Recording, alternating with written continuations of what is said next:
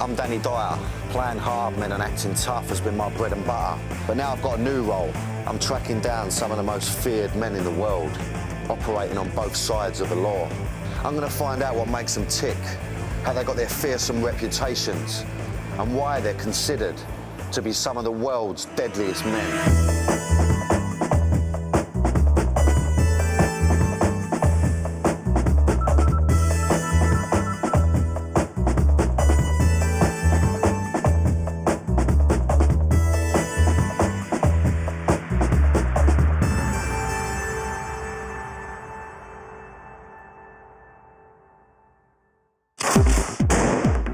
To meet a man with a reputation as one of the hardest men in Liverpool.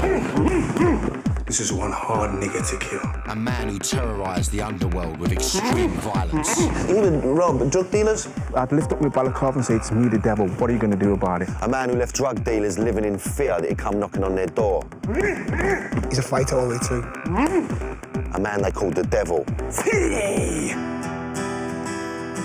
I'm in Liverpool to meet Stephen French, a notorious gangster from Liverpool who specialised in the perfect crime, robbing drug dealers, known in the underworld as taxation. He had a fearsome reputation on the street, but I was on my way to meet the man behind the myth. For the first time, he'd agreed to open up his world for the cameras and take me into the heart of the devil himself. Even the cabbies round here had heard of him. What do you know about this Stephen French? I mean, he used to torture drug dealers. Yeah. And a lot of the drug dealers knew him as the devil. Unbelievable. You're going to take on drug dealers and, you know, you're going to rob them. Yeah. You're going into a dark world, do you know what I mean?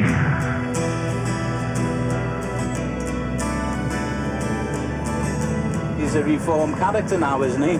I just hope he's a fan of Cockneys, you know what I mean? Stephen had told me to take the ferry across the River Mersey and meet him at the pier. The only reason he had agreed to make this film with me was to promote his new anti-gun campaign, and I didn't know what to expect. Even though he's now reformed, in his heyday, he was one of the most dangerous men alive, and I was starting to feel nervous. Shit. Watch yourself.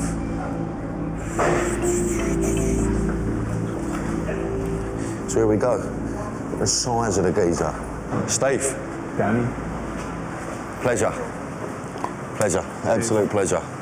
I should have waited to suit on, son. You look in the business. I always wear a suit, Danny. Always wear a suit. First things first, French offered to show me around his manor. It's a lovely little motor, that, though, isn't it? The 730, it's a workhorse.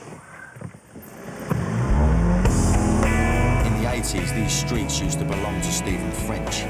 Now, it's one of the most deprived ghettos in the UK, and Stephen is still widely recognised by the locals.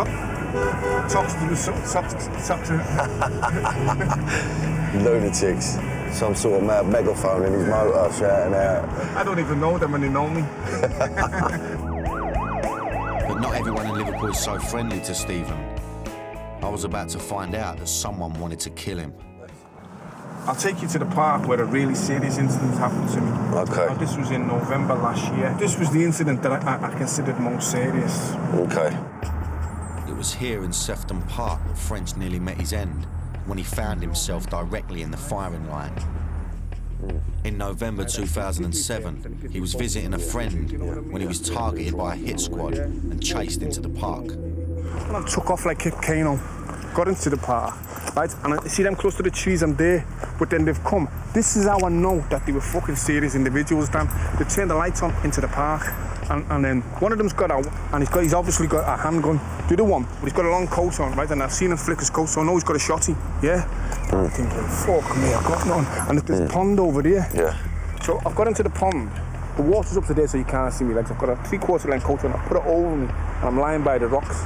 See, I'm right in front of you, but you can't see me. Fucking wicked. Subterfuge and misdirection, right? Two of my oldest friends. And I'm looking through the buttonhole on my coat, and I could see them, right? And I had apprehension, but not fear. And it's a Japanese thing. I've got my phone. I'm hiding the light on my phone, and I'm saying to the but audio, just sound your fucking siren. Just sound your siren. Yeah. That'll be enough. That's enough, isn't it? Yeah. Yeah. And then I've come out to the pond. I'm wet up to there. right? And then it goes, on the fucking floor now, on the floor now. I said, I'm getting on the floor for nobody. My name's Stephen French. I'll phone you, I'm not armed and I'm not getting on the floor. On the floor, I said, I'm not getting down. I'm not getting on the fucking floor. Come and say it to me, I'm not getting on the floor. I survived that attempt. I've survived over 6 or 7 attempts on my life, but they was there to fucking whack me proper. Yeah. I had no idea that taking a stroll in the park with Stephen would be so dangerous. It's not like we're doing this very stealth and it's me and him on our own, you know, sort of keeping our nuts down. We're walking around with a camera. So I'm a bit on edge, to be honest with you, at the moment, you know. I'm a bit like, constantly like, and I don't want to let him know that because obviously, you know, it shows a bit of weakness and a bit, I don't know, I just don't want to give too much away yet, you know what I mean? But actually, you know, I've got to say, you know, my bum is flapping a little bit.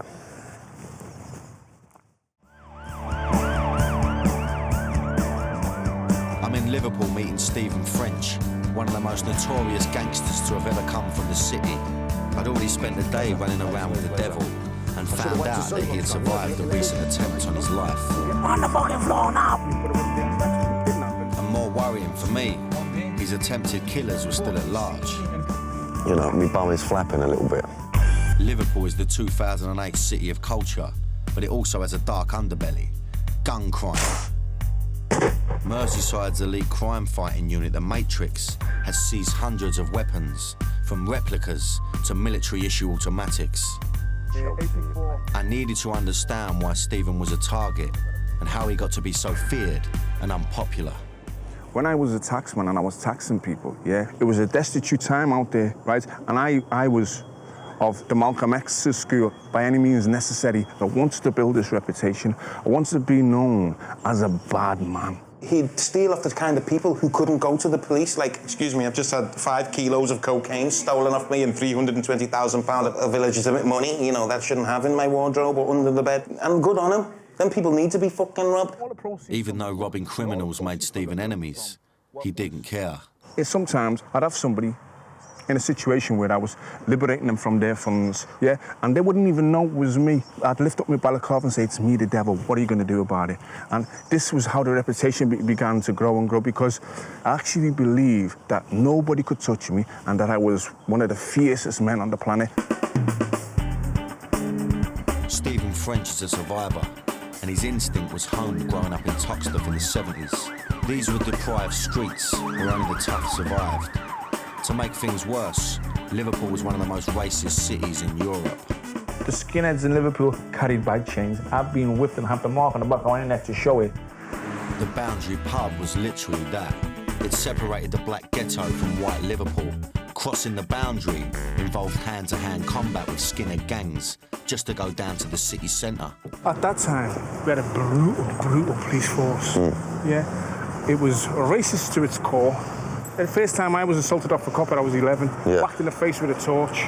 This kind of police brutality was a recipe for only one thing: revenge. In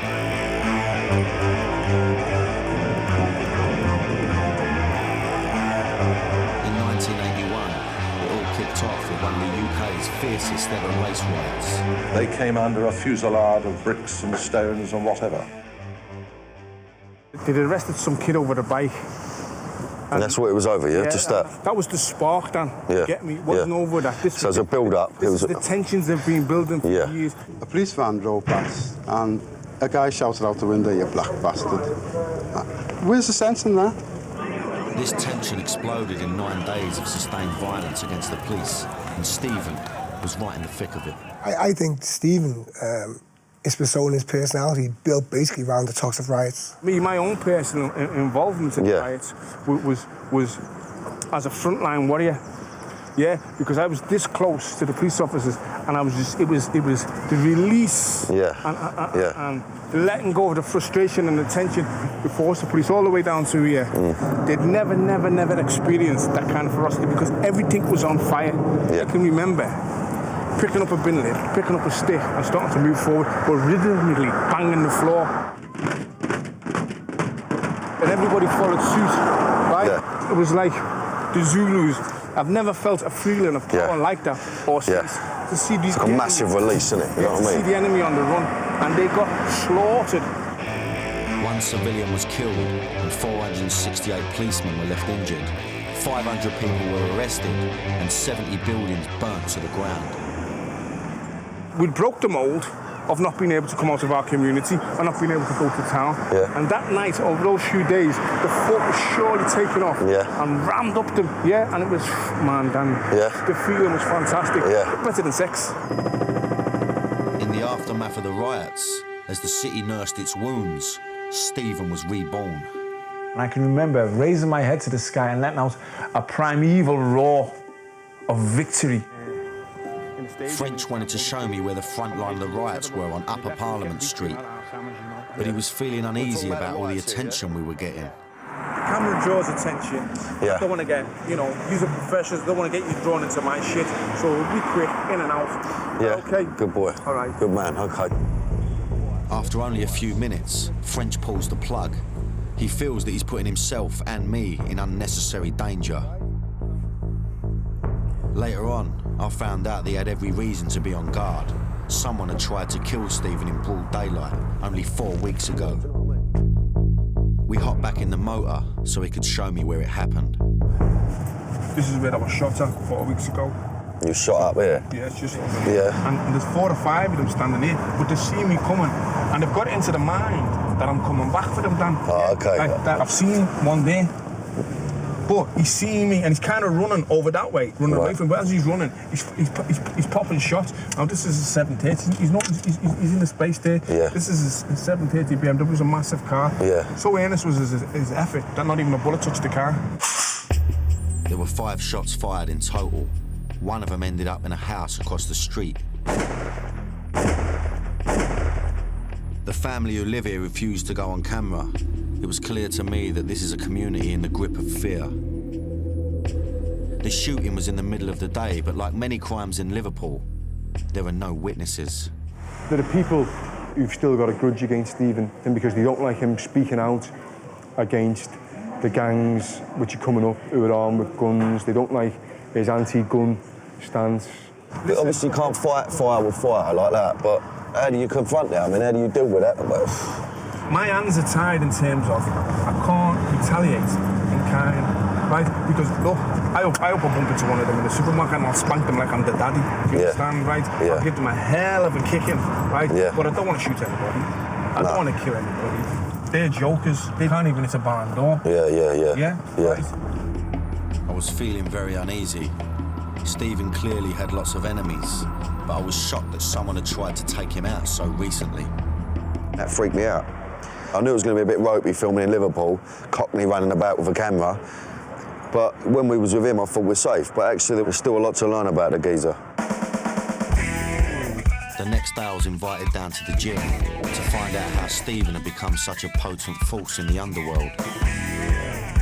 The mighty Bruce Lee.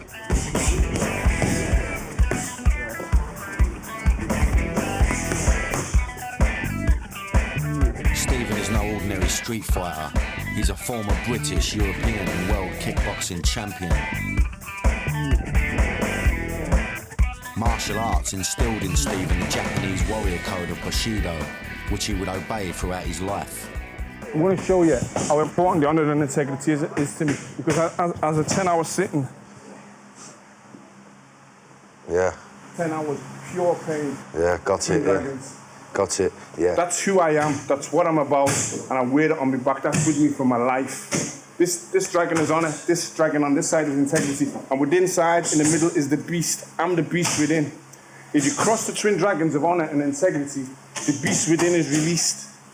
Yeah. And once the beast is released, the only way you can put him back in his cage is to sate him, which is to feed him, or to slay him, which is to kill him. And that's the way I live my life. If you cross me, you've got to feed me, or you've got to kill me. And it's as simple as that. Mad way to live your life, you know what I mean? No, it's a code, man. It's a discipline and it's something that you live by. It's a code. And if you die by that code, or you live by that code, you can say that you've remained true to something in your life.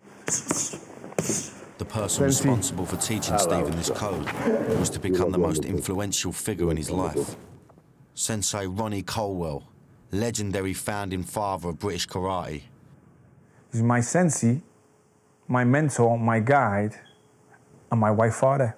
All these people who are angry and frustrated, no opportunities, no education, you know, no motivation, fighting against the system. And this one man could walk in the room, they'd all just stand there in attention.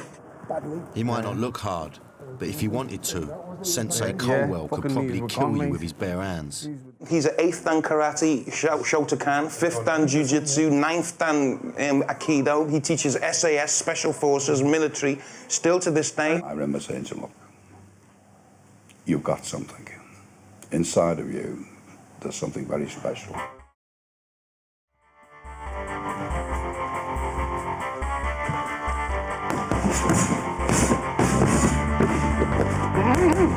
Ronnie showed me how to be a man.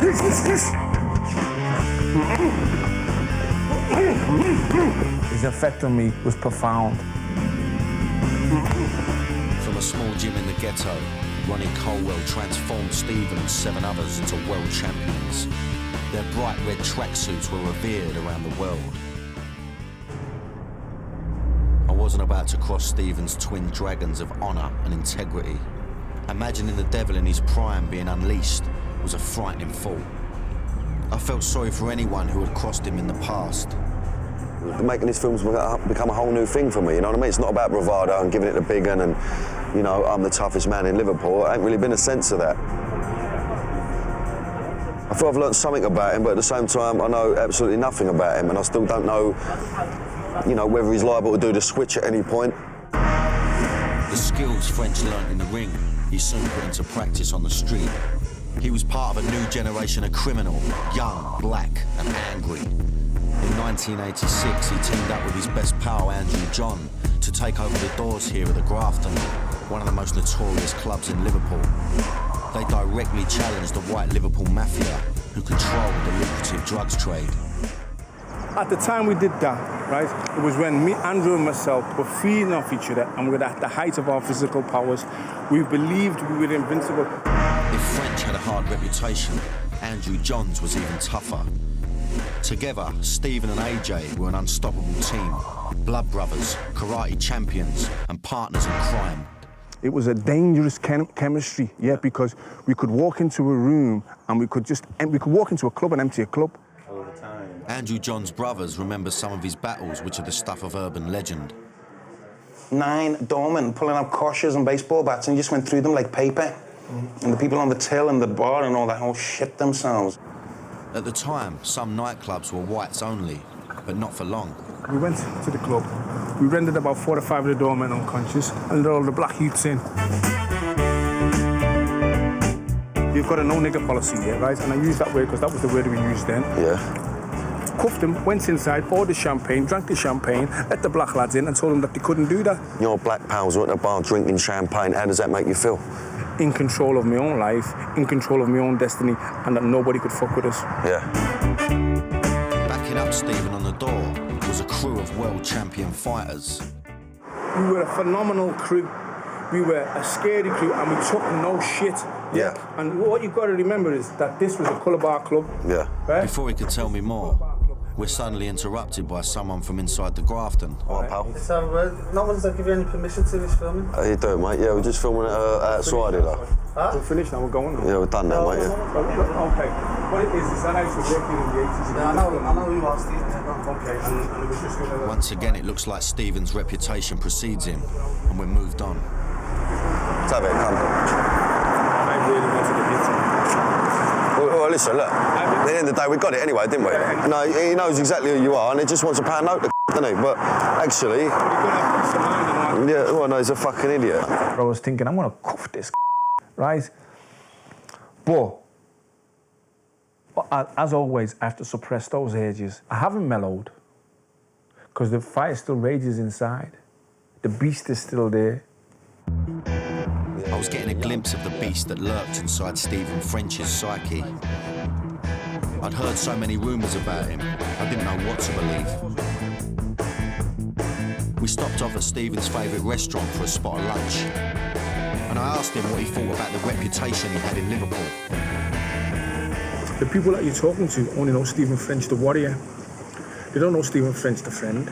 They don't know him the brother, they don't know him the son, and they don't know him as the father, right? Because they're other facets, they just know me with my war face on and the reason why I'm such a formidable foe, death doesn't hold any fear for me. Stephen French broke the shackles of his white oppressor in the 1981 race riots and became a man. I can remember raising my head to the sky and letting out a primeval roar of victory. He trained himself into a world kickboxing champion. Now he turned his attention to his full-time occupation, taxing drug dealers.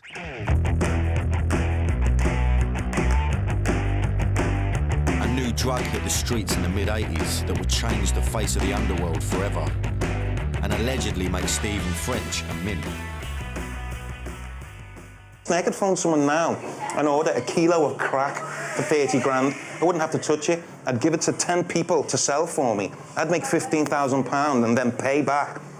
It's easy. It's too easy. But more drug dealers meant only one thing to Stephen: more business. At his peak, he was rumoured to be taxing a dealer a week, earning hundreds of thousands of pounds for just a few hours' work.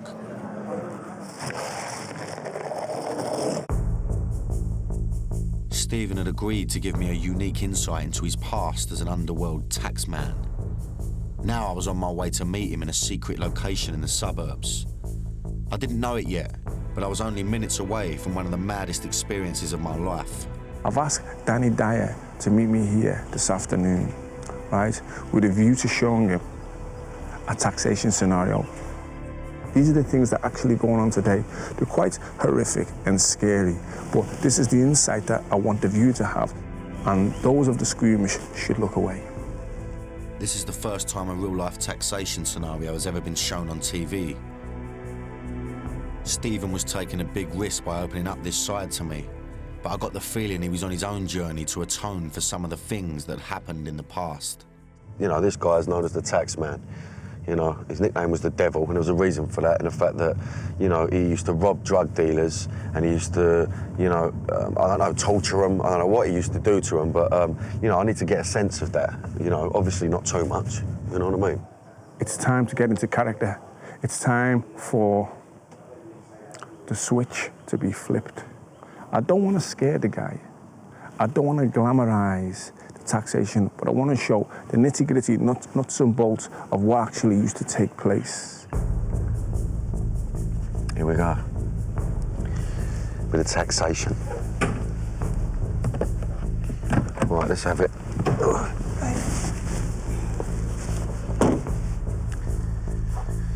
So the door's already open, so it's like, okay, sweet, let's go in.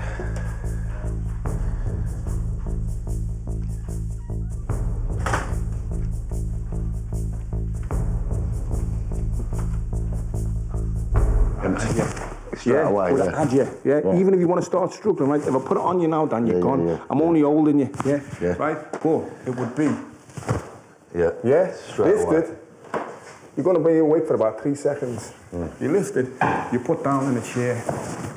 Right? And then the individual, the people that had him, would secure him in the chair. Yeah. Yeah. Hands and feet to secure him in the chair. Yeah. Keep him quiet. But they leave his eyes open. I've had some geezers, and they started to mouth off, blah, blah, blah, blah, who do you think you are, blah, blah, blah, blah, and I just jammed their eye. You get me? Just jammed their eye, and just, you know, give them some sharp pain, right? And say to them, well, you know, shut up, because next time your eye will come out, next time I'll pop your eye out. If you want to come out to the sunscape, behave yourself, be respectful. The individual that now had you would be dressed in head to toe in black. They'd have a black balaclava and black gloves on, right? And you wouldn't be able to see who they were. They'd have a really large kitchen knife, yeah? And the first thing to do would walk over to you and they'd show you the knife and put the knife down, yeah? And then the rhetoric possibly would go something like this. I fucking hate drug dealers. I fucking hate people that sell drugs to children and they ruin communities, but I fucking love money. I'm here to relieve you of your cash. If you don't give me your cash, really horrible, nasty things are going to happen to you. But it's all a matter for you. I don't want to have to harm you. I don't want to have to hurt you. But you're poisoning communities. You're killing people. And you're getting fat and rich off it, and that disgusts me.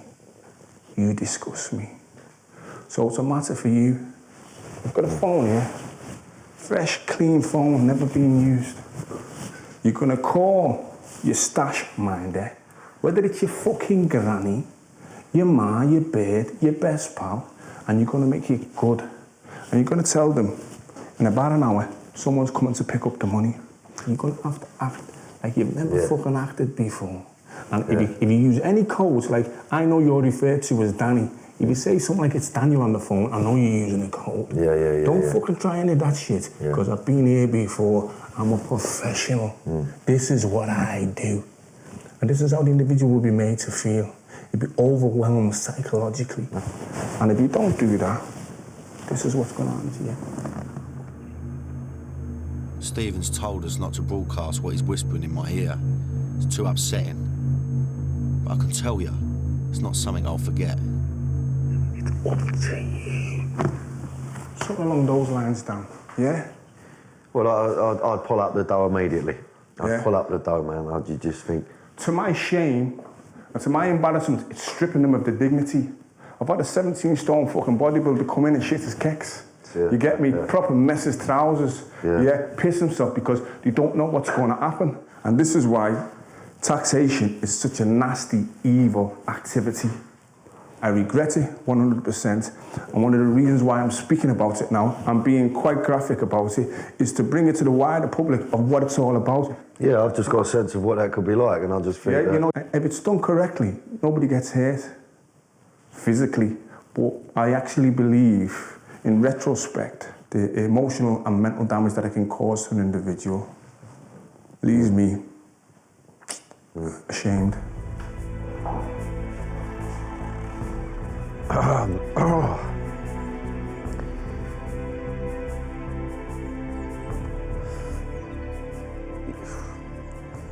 mean, it's hard to feel sorry for a smack dealer, do you know what I mean? But you would think, you know, that is the worst case scenario. I don't see how you come back from that. I can't really understand how anyone wouldn't pull up the dough or wouldn't do as they're told, do you know what I mean? That's freaked me out a little bit. That's done me. I feel a bit sick. I feel like I'm gonna chuck my breakfast up.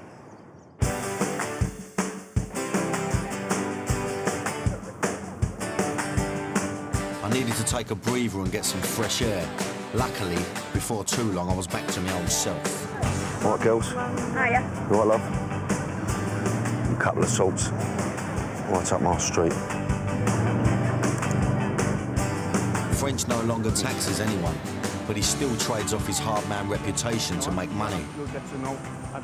But this time, legitimately, as a self-styled problem solver extraordinaire and commercial debt recoverer. He invited me to follow him on a debt. Radisson, there's a guy there waiting to see me. It's fucking rolls for 2 ticks. I'll wait here for you, yeah?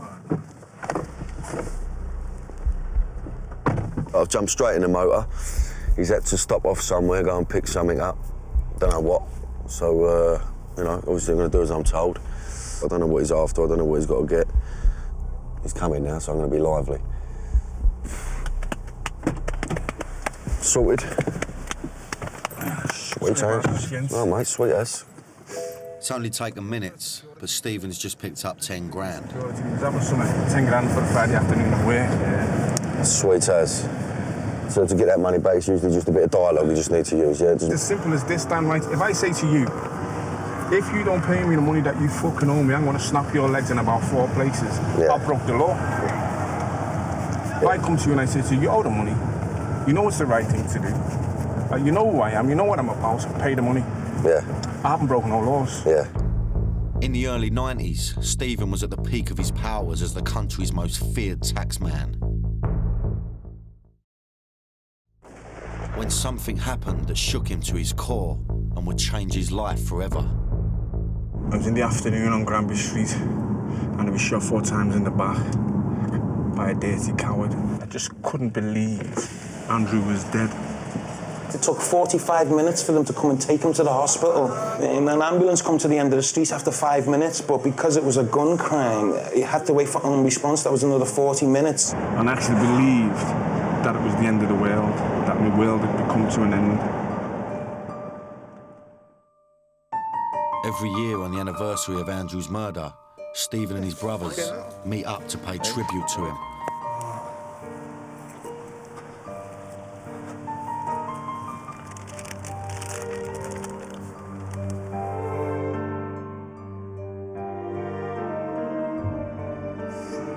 Oh, by the way, they're trying to get me to link up with you a little bit sooner than I'm ready. Just took a few shots at me this year, kid. But I'm still here. A lot of bullshit going on. Not that I can't handle. A lot of people that don't like me say it should have been me, and it shouldn't have been him. And it transpires that the guy that killed Andrew had more reason to want to kill me. And the reason why he had more reason to want to kill me is that he believed I was responsible for doing something terrible to him.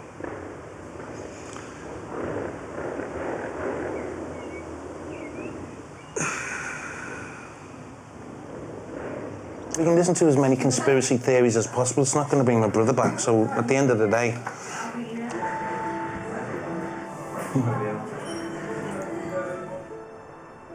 Andrew's murder was the catalyst for Stephen to start reassessing his life. And I believe that I was protected and I was saved for a reason. I've been there, I've seen it, I've done it. Listen to me. There's another way. Lay down your firearms. Embrace education and learn to look after your family other than pistolero or drug dealer.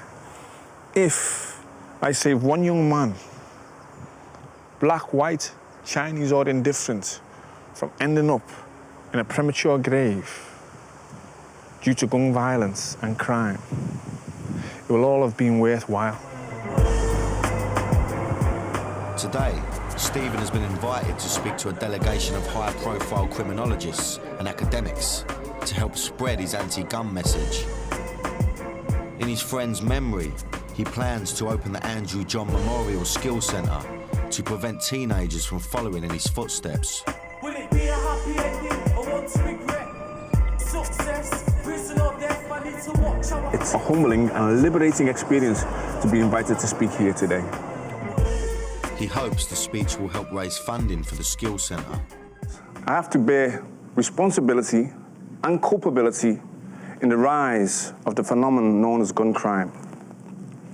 I'm 6'3", 225 pounds of prime black male. And how could a 10-stone drug dealer protect himself from a guy like me, former British, European and world kickboxing champion? How he did it is he armed himself. 1994, my daughter was born and I had an epiphany. I knew I had to turn my life around. My options were success, death or jail. Me personally, I want to show them the way to success. I want to show them the road to success. Success as a bricklayer, success as a plumber, success as a carpenter. All areas of success that don't lead to jail or death and don't lead to a life of drugs or pistolero. This is done to shock and horrify, yeah? This is a t-shirt that several young men had made, that I've made an attempt on my life because I'm standing up to be counted and giving an anti-gun message. R.I.P. Stephen French. Such is my determination, I've changed R.I.P. to really increase the peace. Thank you very much for the time and effort. That was nerve-wracking. Even the fact that he's trying to change is an achievement, because when you've been knees deep in high-level organised crime for 20 years, it's really difficult to turn your back on it. With a young family and extra responsibility, Stephen was determined to turn over a new leaf. But going straight was going to be the hardest thing Stephen French has ever done.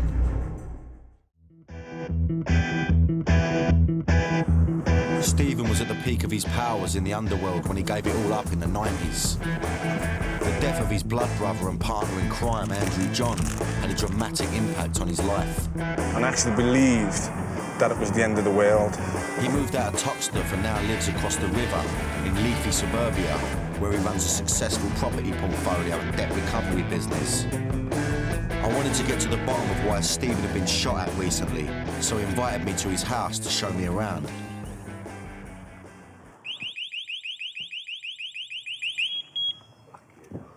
He's survived 7 assassination attempts, so it's no surprise that Stephen is security conscious.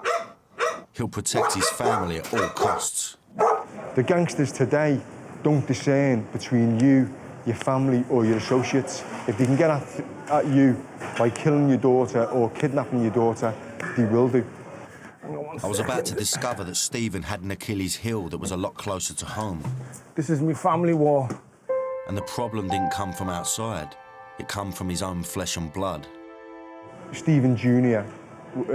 was involved in gangs. He was starting to get into the criminal lifestyle. There was nothing Stephen could do to prevent his son from sinking deeper into crime. He blames himself to a degree that Stephen Jr. is behaving like he is because he's trying to live up to his dad's reputation and stuff. And Stephen's worst nightmare came true when his son was shot. When I seen my own son's blood being collected in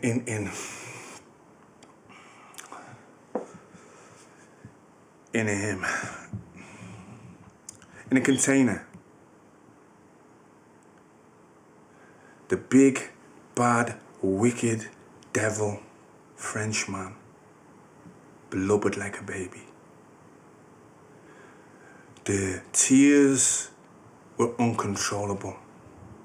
My Stephen said to me, Dad, don't cry, I'm okay, I'm fine. Because he resented the fact that I was broken.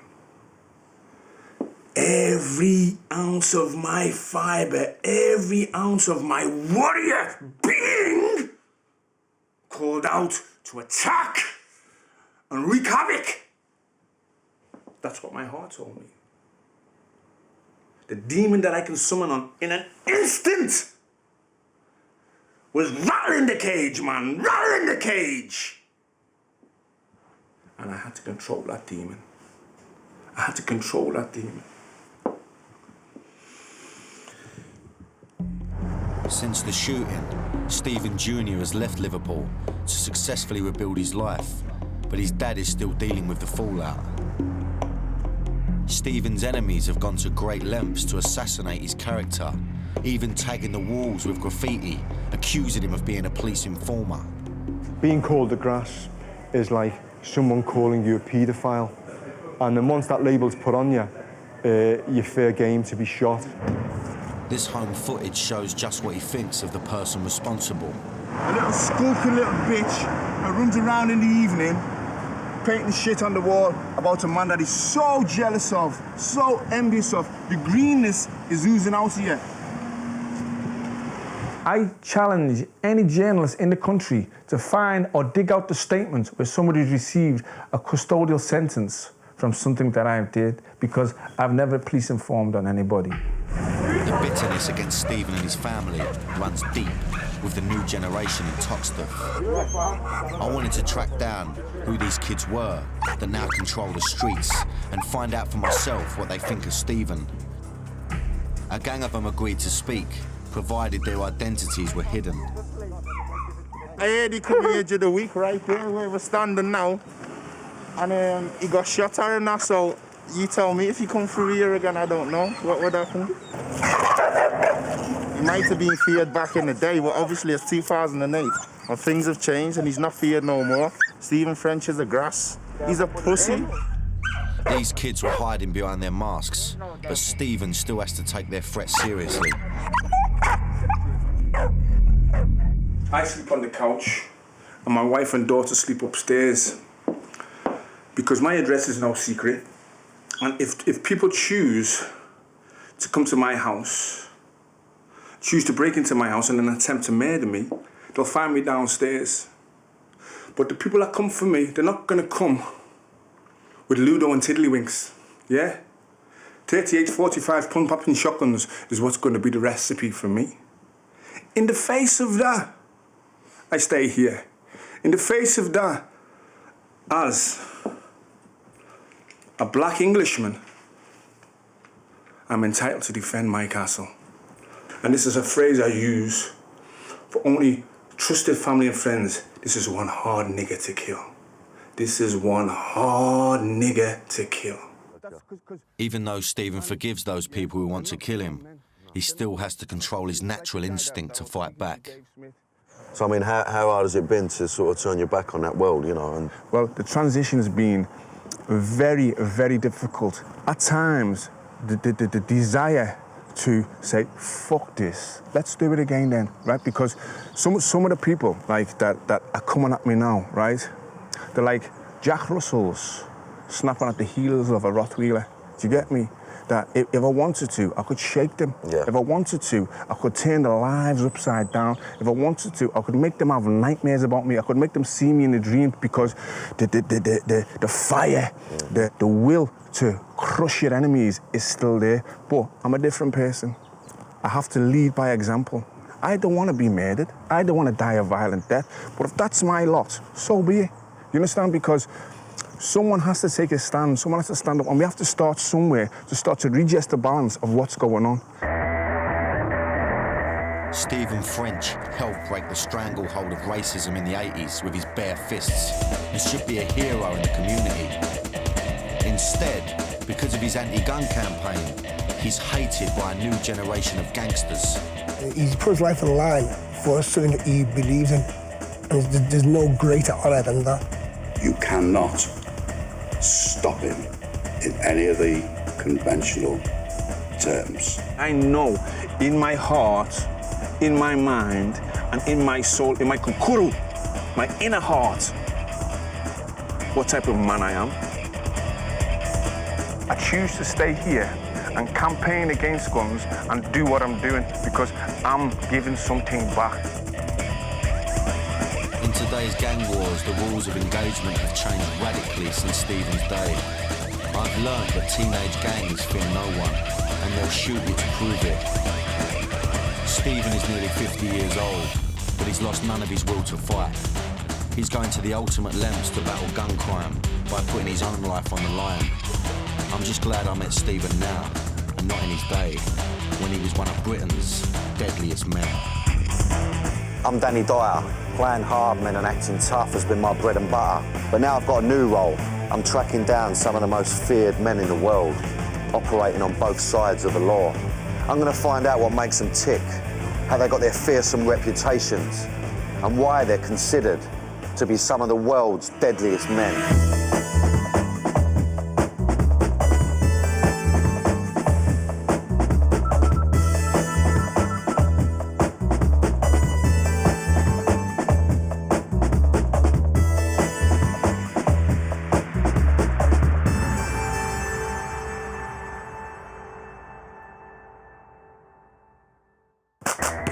To a secret location in the English countryside to try and get inside the mind of an SAS soldier. This man has been at the centre of some of the world's most dangerous conflicts. I'll shoot first, ask questions later. He's survived 9 war zones and has done his duty no matter what the cost. Killing is his business. If some twat wants to kill me, I'm going to kill him. But has war become his addiction? I'm about to meet a man who'll go to terrifying lengths to get his fix.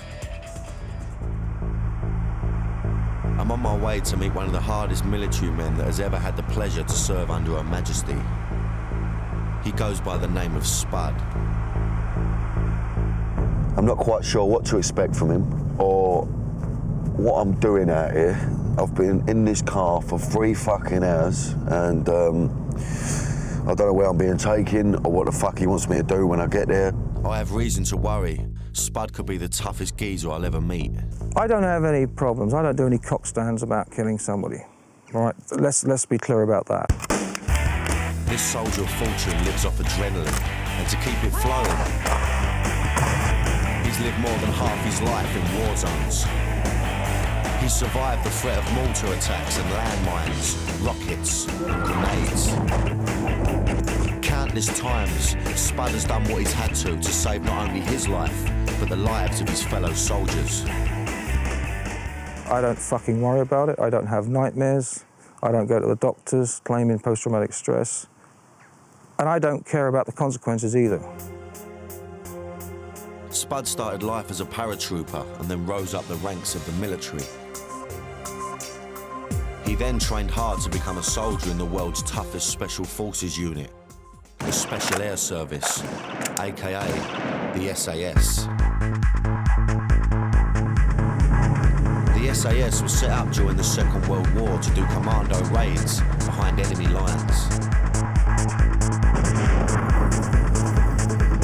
And it was recognised that to do that you had to recruit a special kind of soldier.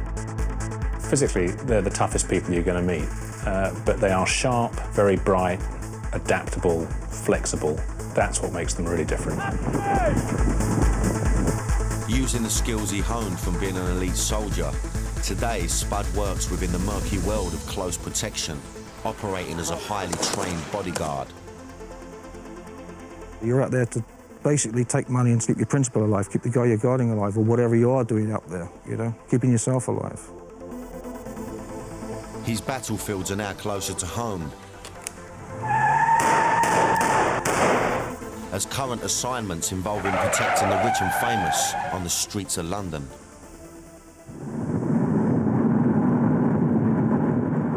You just got to be really disciplined, one of them type of people. Total opposite to me, really. Look, I'm going to be straight with you now. I've had a bit of a late one. I feel a bit ropey. So, you know, I hope he just takes it nice and easy on me, because I'm really not up to much. Turning up with a hangover for a date with an elite soldier may turn out to be the stupidest thing I'll ever do. Yeah? Yeah. All right. Here we go. Beautiful countryside. Lovely old manor house. Let's see what this geezer's got to say, eh?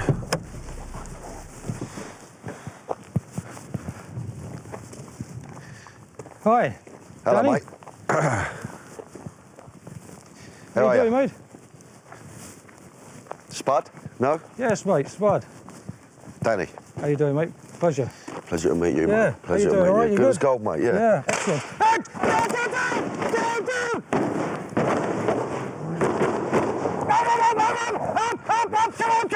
Come on, move it! Go!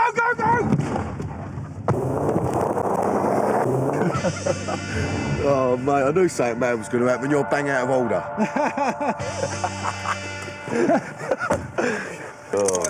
God. I don't know what's happened there, to be honest with you. That sets the scene up for today. What's all these smoke bombs? Smoke, that is, yeah. Smoke and a flashbang. God, it's a bit early for smoke bombs, isn't it, my old son? Jesus Christ. Do you know much about what I do? Or what I've done in the past? Not too much, no. No. All right, well, hopefully during the day we'll Well, that's what I want to learn about that, you know. Well, I thought this would just be a nice warmer for you, just to get the feel of it all. Spud's agreed to give me some specialist military training here at this top secret facility. But to be honest, I was really worried about what that might involve. So it's all right, walk through here, is it going to kick off? Yeah, no, it's all right. There's no booby traps. And I'll find out how Spud attempts to fight the battles in his mind. Blokes don't know how to deal with it. You know, it's easy to go and hit the bottle and go and blow your brains out. I've come to this secret training facility to get some specialist military training from an ex-SAS soldier, Spud. Spud? No? Yes, mate, Spud. It hasn't got off to a good start. Pleasure. Pleasure. Yeah, excellent.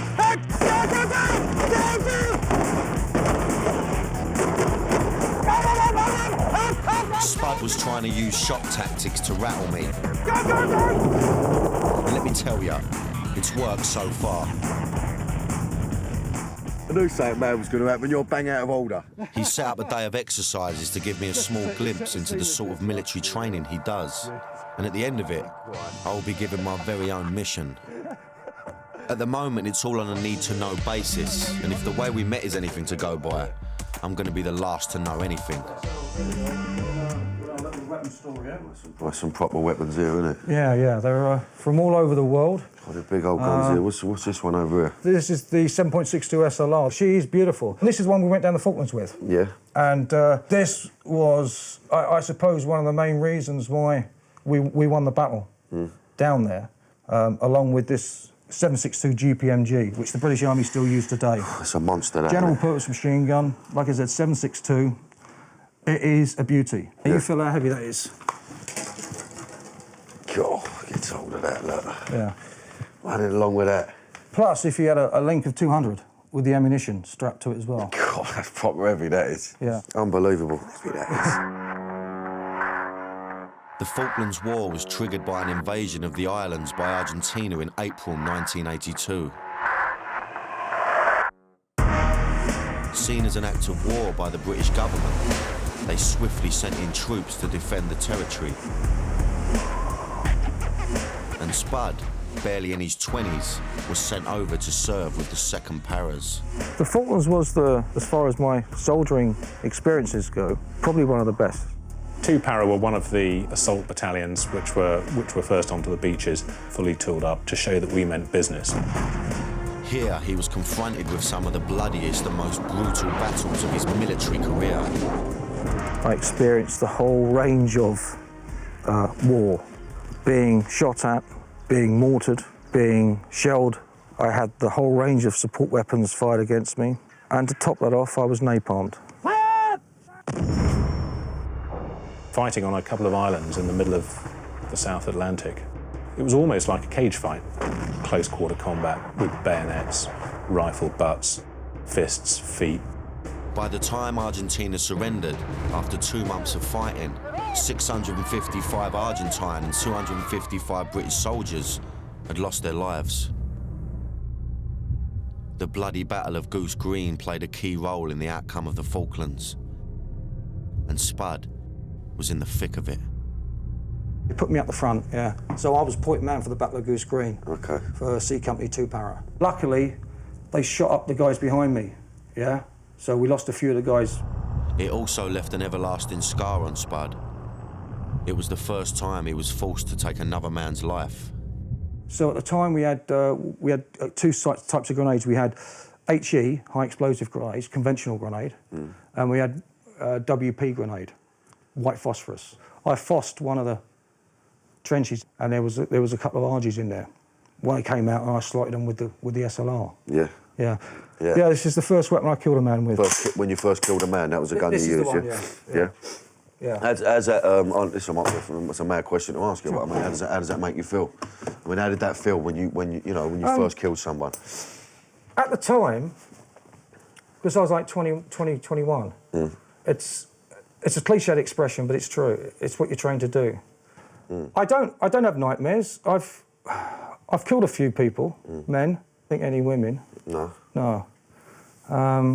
Certainly not children.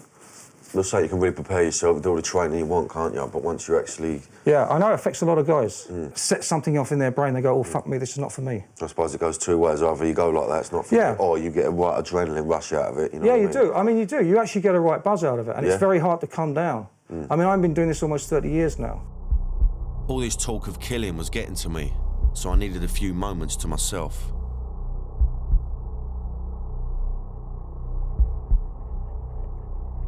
This bloke is a lot tougher than I first thought. The fact that he talks about killing so casually is beginning to freak me out.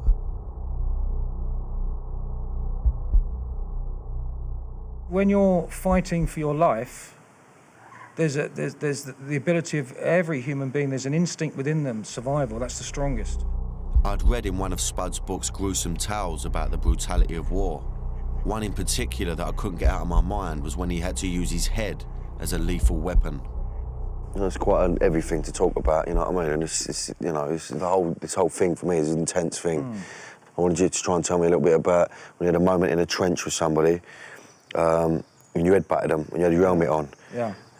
Well, that's an intense, personal, one-to-one conflict with the enemy. Yeah. You don't think about it at the time, you just get on and do it. I haven't really reflected on that story too much. No? No, because I think if I did, it might send me a bit fucking mad. Okay. You know?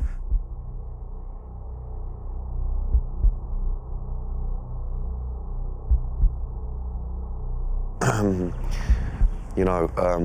just trying to understand how soldiers can take someone's life, go home to the missus, switch off, be normal. I understand it's their job and all that, but, You know, it's got to fuck you up a little bit, somewhere along the line. And I just don't think I could handle it. Spud was a man who was happier keeping active than sitting around talking about the past, so I thought it was best to get back to the training. He wants me to know what it feels like to be a soldier, so it's time to dress the part. SAS styling, running about, who'd have thought this? Now this gear may look good, but it's proper heavy. Get on that, look. Yeah, this is level 4. This is stop high velocity. You've got your grenades in here, your flashbangs, your CS gas, spare ammunition. You might have a Mars bar in there for after the job. Yeah, you know. little Mars bar, treat yourself up, you wind out loads of geezers. Yeah, love it, love it. Yeah, you got him. Breathe in. Yeah, fuck me, yeah. How does that feel now? Fucking horrible. Is that good? Well. That's the way it should be. Well, yeah. And I want you to shout in there, gas, gas, gas, but shout it. Gas, gas, gas! No, I mean it. Gas, gas, gas! Gas, gas, gas! And then the helmet. Let's have the helmet then. Okay. But okay. How does it feel at the moment? I'm all right for the minute, but I could see... To tell the truth, I was starting to feel a bit claustrophobic. Just with having this thing on, mate, it's been so much difficult. Yeah. You've got no sense You've enough. got to double-check everything when you've got that kit on. Double-check everything. Yeah, absolutely. Yeah. Lovely jubbly. Let's go and have it then, Spud. All right then. What are we going to do next? Let's go and kill something. Come on, let's have it. Come on! Come on!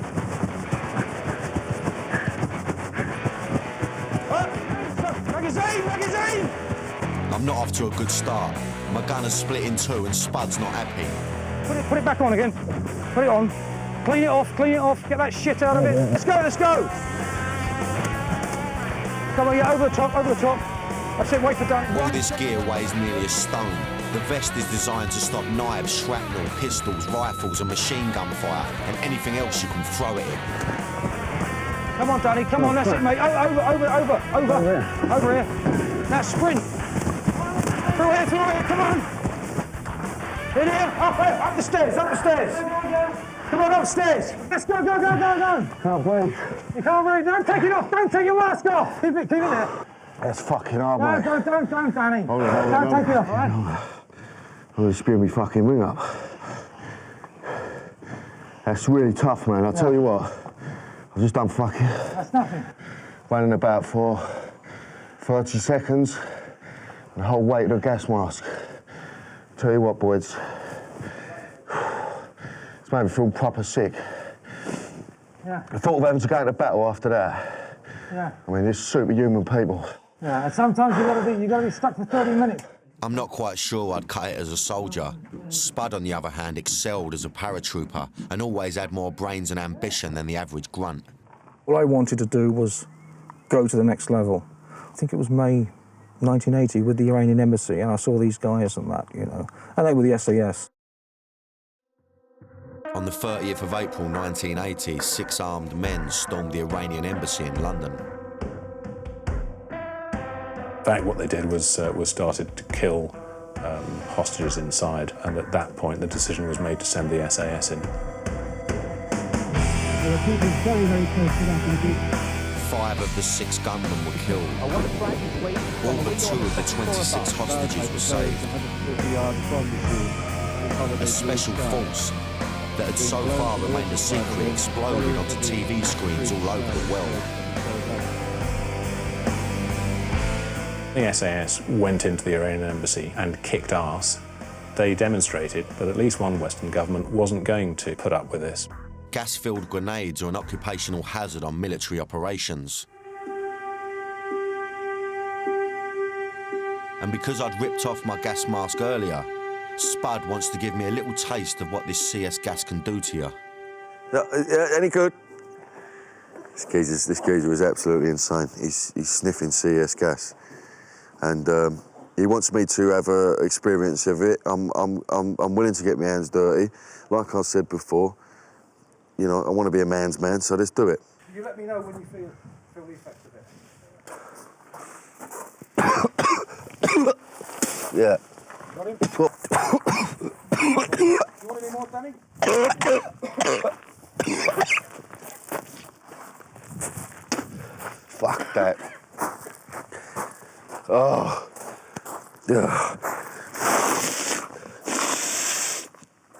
Oh, do apologise to all my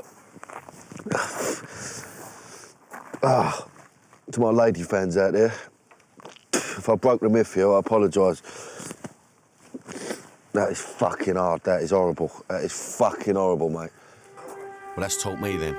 My gas mask will be staying firmly in place. Fuck that, Spud. Fuck that. No more of that game. I can't be doing that no more. For this operation, we want to do... Spud was part of an anti-terrorism team that conducted clandestine missions all over the world. In the age of terrorism, a major part of his training involved the ability to rescue hostages. Spud has set up a scenario like that for me today. Yeah.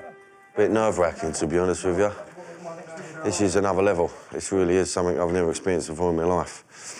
And obviously, I haven't had that much training. Spud's been great with me, but it's frightening, mate. Take it very seriously, these people.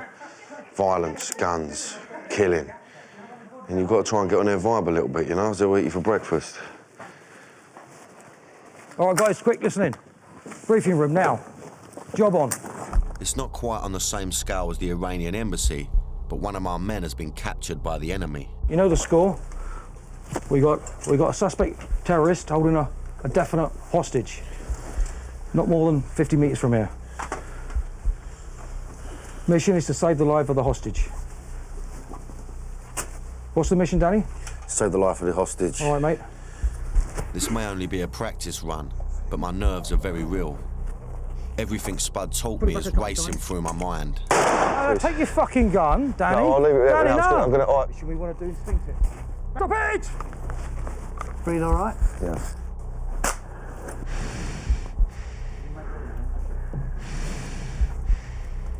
My job as team leader is to throw a grenade and then secure the room.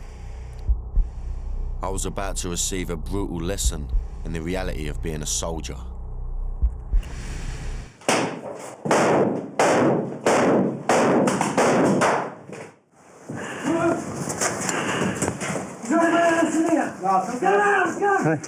One clear! What happened there? He shot me. Who said room clear? Me. I shot him. Was the room clear? No, but I shot him. Did you check him? I didn't check him, no. No. I fucking put about 5 bullets in Did there. you? Yeah, well, don't fucking matter. You've got to check him. He's a okay? strong man. Yeah, what you've got to do is double tap him in the head. So we've just been bump, bump. Yeah, that's right, yeah. Fuck. Always confirm he's dead. All right? I don't care if it's a woman or a kid with a gun. If they're after you to kill you, they kill you. You make sure they're dead before you scream room clear. Okay. All right? Freaked me out, mate, I tell you. It's intense. It's intense stuff, mate. The adrenaline pumping through my body like you wouldn't believe. Oh, well, you know the yeah. game. You know your game, didn't you? Yeah. I got shot though, I fucked it. I didn't put 2 in his fucking canister, did I? I should have popped 2 off in his nut, but I've called room clear. There's so much to think about, it's unbelievable. You know what it's been around these boys? It's mad when you run around talking to villains, gangsters, this, that and the other, about bravado. With these boys really aren't a real deal. I'm not undermining anyone I've interviewed in the past, but these boys are just solid, just men's men. They will kill people, put 2 shots in your head, won't think twice about it. So, you try and be, you try and have a bit of bollocks around them. But I'll tell you what, fucking my back's killing me. I've only had the fucking gear on for a few hours. I feel fucking terrible. I feel like sobbing me heart out, that's the honest truth. The adrenaline's pumping through my body, all right? I'd had a taste of the physical skills required to be an elite soldier, but was soon to realise that mental strength is even more important.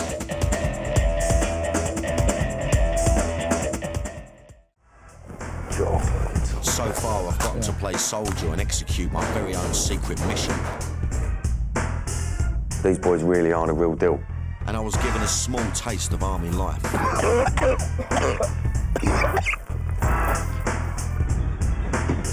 Spud is starting to give me a first-hand insight into the mind of one of the deadliest soldiers to serve under Her Majesty.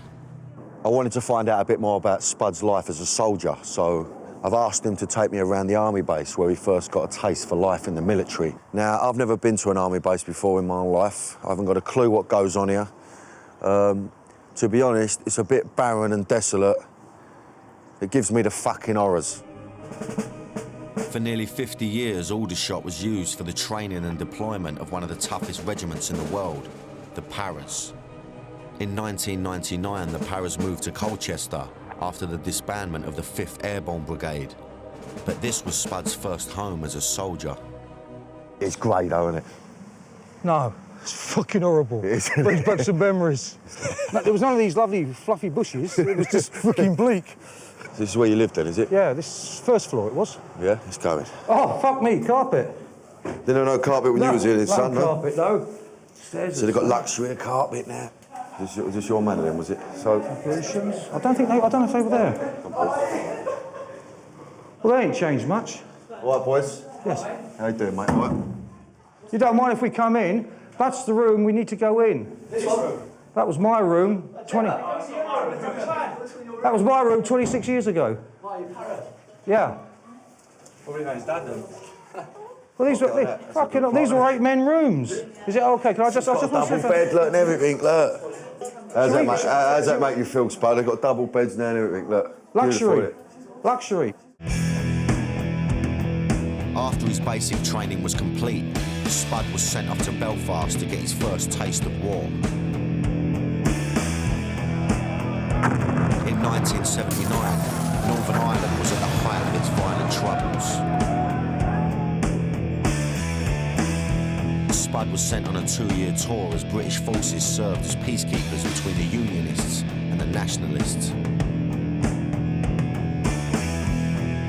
Here, he was confronted with the reality of an urban war zone. A place where bombs explode and bullets fly. Whatever you see on the news clips and read about Northern Ireland, you had to be there to understand and comprehend what it was all about, especially where we were posted to in the bandit country, the border part, South Armagh. People were seeing the bombs go off in the city every day, but to actually understand what it was like on the border there, I mean, that was real soldiering. And it was just constant threat all the time, and stress. And we were constantly getting shot at. Guys were dying, for Christ's sake. 4,000 people were killed during the Northern Ireland Troubles. Nearly half of those were innocent civilians. This is the first time Spud has returned to Belfast in almost 29 years. He finished his tour of duty in 1981 and vowed never to go back. He's come to visit his old mate and fellow soldier, Graham, with whom he served with back in the day. These guys have been through a lot together.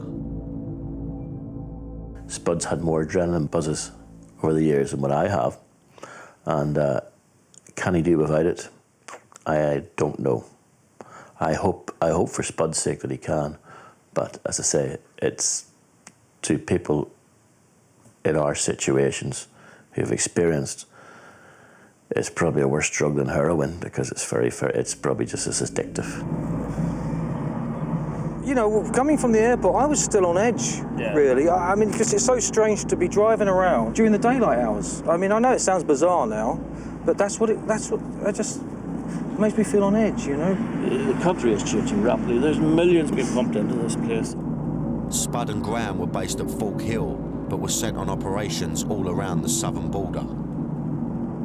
What you got to remember is this area was controlled by the IRA. I mean, this is bandit country. You couldn't move anywhere here. We didn't have enough troops to saturate the area, and as you can see, it's rural. The Kilner-Saget Bridge is on the main line to Belfast and was one of the most bombed bridges during the Northern Ireland conflict. I mean, as you can see, there's bullet marks here, strike marks. There's one there. Yeah. There's quite a few over here. Yeah. 1, 2, 3, 4, 5, 6. We had an ambush here, and about 3 o'clock in the morning. And we had a car pull up. So basically, what he was doing was obviously doing a recce, to see if we reacted, if there was any troops there to react. The rules of engagement were to only fire if fired upon. And then all of a sudden, they let rip, we let rip, and then they disappeared off. And this is in seconds. What they did find was they found a balaclava, a shotgun, and 2 blood trails heading off this direction to the south.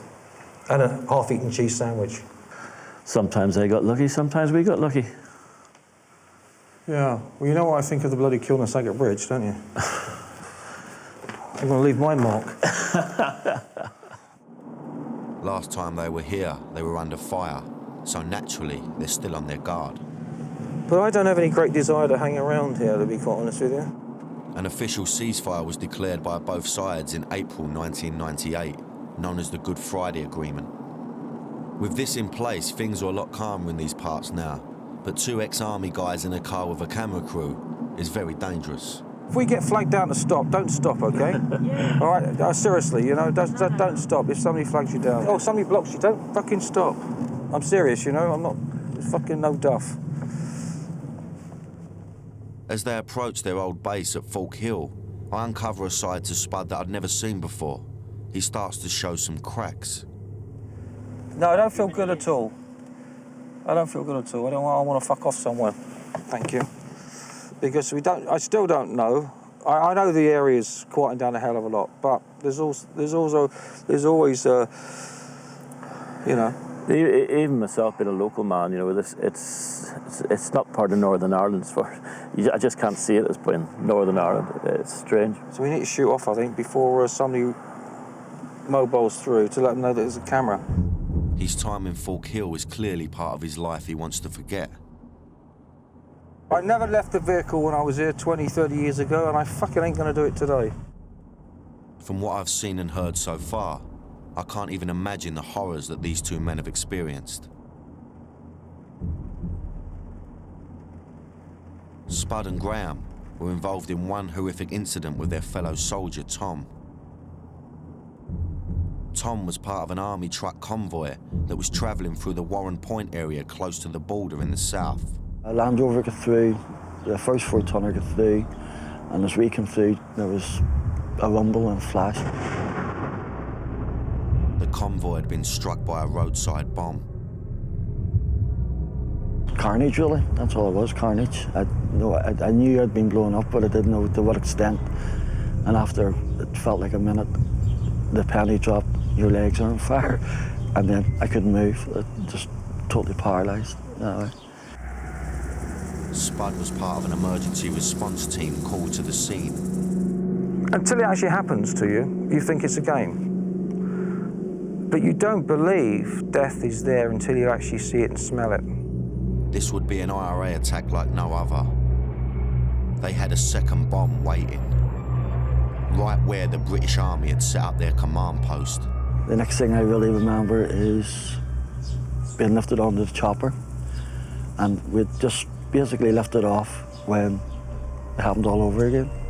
The second explosion went off.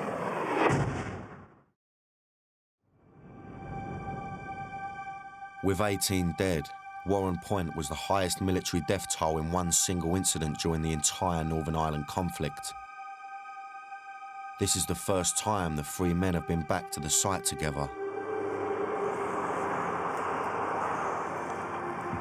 Spud was ordered to clean the incident of human remains, the remains of his fellow soldiers. Oh, I remember thinking, this is fucking outrageous, you know. And everybody was going around thinking, well, who's been hit? Who's dead? Who's alive? Well, we were down there about 3 days, weren't we? 3 or 4 days? And every day went by, there was somebody else coming up with a piece of body, somebody's, you know, extraordinary face of someone, you know. Over the last 30 years, I've been in lots of explosions and seen the aftermath of lots of incidents, you know, involve bombs and IEDs. And there's one thing that always brings me back to Warren Point, and I picked up a leg. And I've never forgot that sock. It was a boot with an army sock, of course, one of our lads. War zones like this are places where only the toughest are brave enough to enter, but sadly not all come back alive. All would come back, changed forever. Tom suffered horrific burns to 80% of his body and spent 6 months in hospital fighting for his life. When I saw Tom there, almost dead, how did I feel? Well, I just felt I was so fucking lucky. And the irony of that statement is Tom said he was lucky, and he feels for the people that died on that incident, and I feel for the guys that were injured, you know? Because how you deal with an injury like that for the rest of your life, I don't think I would have been strong enough. What Spud saw in Northern Ireland changed him in ways that even he can't explain. But he does know that it made him a better soldier. At such a young age, having that experience, a mass bombing, you know, mass killing was just unbelievable. And seeing your mates scattered body parts all over, yeah, that pretty much says to you, fucking start switching on now, you know. And from that point on, I learned what war was all about. And I guess to some extent that's why I've survived, in a sense, because I actually learn from past, you know, from past experiences. And I've been awfully lucky. I've had people die to the left of me, die to the right of me, and I've still stood. Comrades. Okay, cheers, Spud. All on comrades, mate. I've lost as many good friends as I've killed the enemy.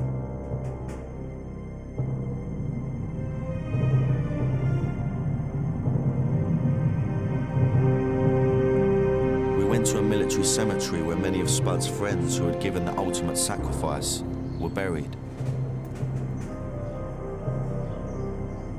Looking around me at all these crosses, it suddenly dawned on me that each one represents a life unfulfilled. Someone's son, someone's husband, someone's father. This is where the families wanted the fallen to be buried, here in Aldershot. Some of them chose to keep them buried on the island, some buried in their hometowns and villages, and some families didn't have the choice because the Royal Navy, they were buried at sea. Did you lose a lot of friends then? Yeah, I can just see Paul Sully over there, Paul Sullivan. Yeah. Yeah, here's one. Yeah, Tom Meekham. Yeah. Yep. He was a good old dude, good mate of mine. None of them really over 30 years of age, you know? Hold it. Yeah. I closed his eyes. Shit, yeah. Really? Yeah. Where he had fallen, his eyes were still open.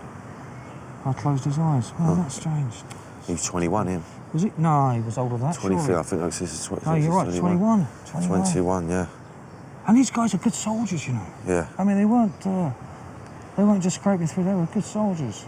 There you go. So I mean, what's it? A lot of it's down to luck, isn't it? Really, if you think about it. I mean, because you can be the greatest soldier, but yet, you know, you turn the wrong way. You turn the wrong way. You know what I mean? It's over. You know, you don't get no second chances. You don't, obviously. No. You're dead, mate. How would you say your job affects your personal life? You know, or how did it affect your personal life? Well, I've been married twice. Yep. I love both my wives, but they left me. So I guess it's something I've got to look at and try and address. I suppose it's got to be hard juggling the two, really, isn't it? You know, you're going to commit to the army and. It's difficult being away. I mean, not only the army, the business I'm in. 30 years of this, you know, this nonsense, death and destruction. I guess it does affect you sometime. I feel a shiver down my spine. Some of these blokes were as young as 17 when they lost their lives in the line of fire. And I don't even want to think about the way they died. Don't want to end up like these poor boys. I've got a bit more living to do.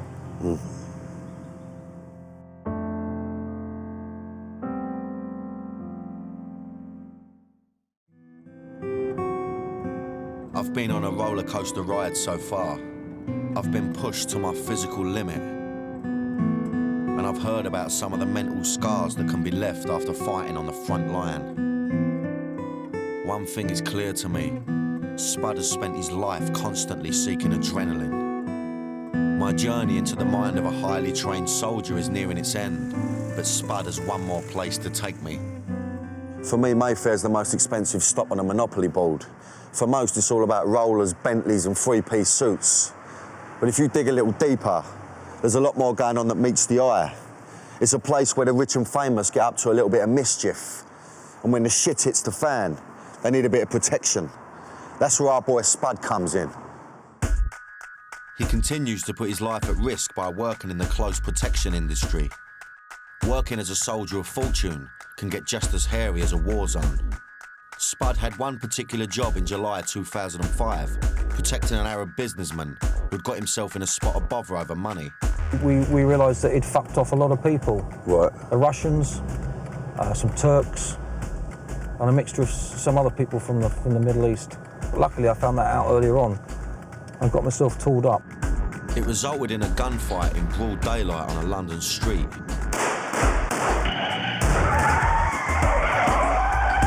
Well, it was an old school Western shootout, was it? Yeah, a little bit. They basically tried to ram us. I fucking screamed back and shunted this 4x4 vehicle. Yeah. And then they started fucking pinging off a couple of rounds at us. Well, I then had to shoot back, and then we just fucked off. Okay. What we call shoot and scoot. Shoot and scoot. Fuck that. It's not just businessmen that Spud looks after. He's brought me to a popular London nightclub to tell me how he protects celebrity clients when they hit the town. But there wouldn't be an obvious threat, would there? There wouldn't be you couldn't walk into a club and No, go... but we'll have sleepers in here as well. Sleepers. We'll have girl sleepers, we'll have men sleepers. What does that mean, sleeper? Well, there'd be one of our team Yeah. acting as part of the crowd. Ah, okay. So you would have no contact with him throughout the night. You know that obviously. No, they we know. wouldn't even eyeball them. No, we'd just treat them like the rest of the crowd. Okay, Yeah? gotcha. We stand off, let them get on with it. Yeah, and we'll have a team outside, and that's the way it works. Okay. If it does kick off, come in mob-handed. Yeah, you got. Yeah. And all you do, you're the important thing. We just take you out of this, take you out of the situation. All right. That is a lovely old chandelier, that though. Yeah, you wouldn't. But it could be a threat. You never know. There might be a little there. You wouldn't want that Jump dropping on down. your head, would you? Jump down, get you around the neck. You never know. You never know. I'd certainly feel safe if he was watching my back, but defending people from chandelier ambushes isn't quite enough to keep Spud satisfied. He seeks the adrenaline that only a war zone can provide. Companies aligned to the UK government, which employed people from my background, to go and do jobs, well, they call them out-of-area operations, to do jobs which i.e. the SAS couldn't do, or the British government couldn't be seen to be doing politically. The risk factor was always there. You're out on a limb, so that's quite exciting. 30 years spent in war zones must have messed with his head a bit, and I wonder how he's going to cope without the adrenaline buzz that he seems to crave. For a lot of Spud's mates, it's when they return to civvy life and have time to stop and think. It's only then that the memories come back to haunt them. I think that maybe blokes don't know how to deal with it, you know? It's easy to go and hit the bottle and go and blow your brains out. I mean, looking at the Falklands, there's been more guys taking their life than what there were killed. 253, I think, died on the operation, and more than 270 have killed themselves, taken their own life. I mean, that's a pretty fucked up situation, isn't it? I'm lucky because I think I've kept constantly in a war zone. Spud's addiction to adrenaline has cost him 2 marriages, but his daughter may just be the one person who can help him kick his habit. Having a daughter's changed me, but actually, over the last couple of years, the realisation that possibly I may need her more than she needs me at the moment may be an excuse to stop doing what I've been doing. Back at his home, Spud keeps his obsession alive by writing books about the thing he knows best: war. It's as if he's still there as he relives and reconstructs the battles that he's won and lost. I want to carry on writing. I enjoy writing, it's very therapeutic for me. And when I write, I have to be in the elements. You know, I can go out here and it may sound a bit strange to you guys, but when it's pissing down with rain, I'll go and stand by a tree. Because that's the way you feel nature. Without a doubt, the internal battles still rage in Spud's mind. But the question remains, will he ever find peace?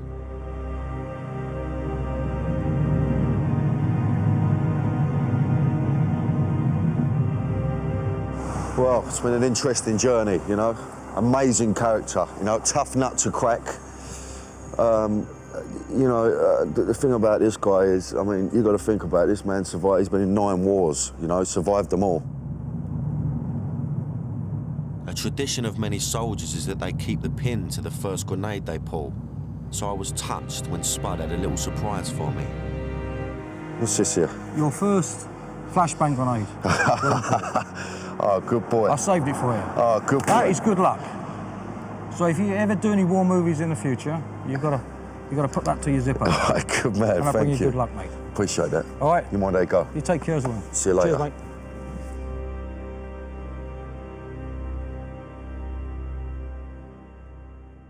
I'm Danny Dyer. Playing hard men and acting tough has been my bread and butter. But now I've got a new role. I'm going to be tracking down some of the most feared men in the country on both sides of the law. I'm going to find out what makes them tick, how they got their fearsome reputations, and why they're considered some of Britain's deadliest men.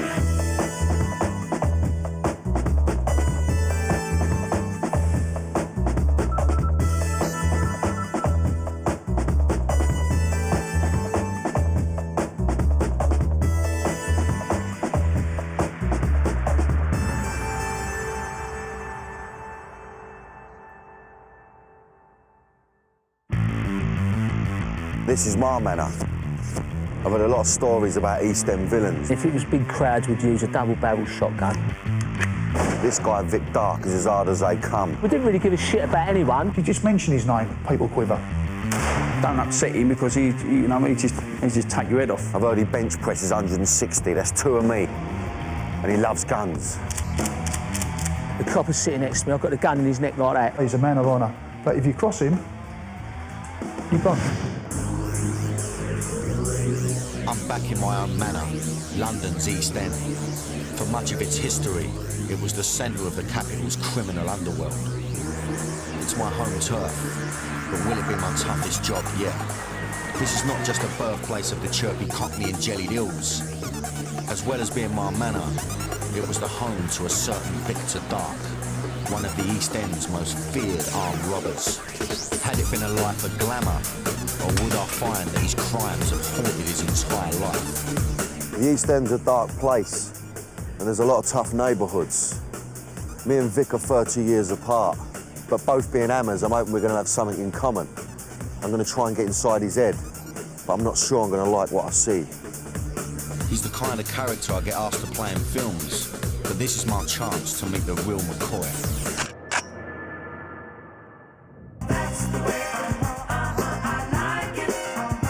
He believed in hitting them hard and hitting them fast, and he's got a rap sheet as long as my arm to prove it.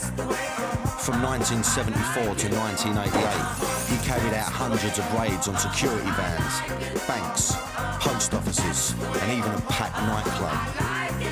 He wasn't the kind to plan big jobs like the Great Train Robbery, and he never scooped as much as the legendary Brinks Mat job. He was all about the smash and grab, organised chaos more than organised crime, but it led him to spend 21 years in the slammer. I don't want to cross him, so I'm going to play it easy. All right, Vic? All right, Dan, mate.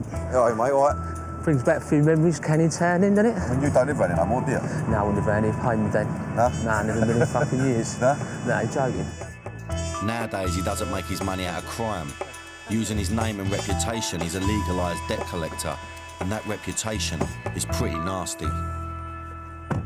We used to have a little bottle of ammonia, which is like if I squirted you, you're there sort of blind you sort of for a few days or a couple of hours. This would be innocent bank tellers. Even his closest friends know they shouldn't mess with him. There is people out there he hasn't got respect for, and then people just stay away. Just totally stay away. I don't get frightened too much, but if I was one of them, I'd be frightened, very frightened. And I said to him, what happened if you get these heroes to come up to try and stop you? He said, in his own words, I'll blow their fucking head off. I always remember, what's his name, summed him up, was Charles Bronson, you know, not the actor Charles, but, you know, Charles Bronson in Nick. And he said, Rick Dark is the real McCoy. He is. In 1974, at the age of 17, Vic earned his notoriety as the leader of the Sledgehammer Gang. So called because of the way they smashed down the cashier's screens of banks and post offices. We just pull up here, with a car, say 4 of us would get out, no, 3 of us would get out, it'd be a geezer driver. Yep. Then all of a sudden, we just walk straight across there, sledgehammer, the guns, walk straight into there when it's the most busiest time.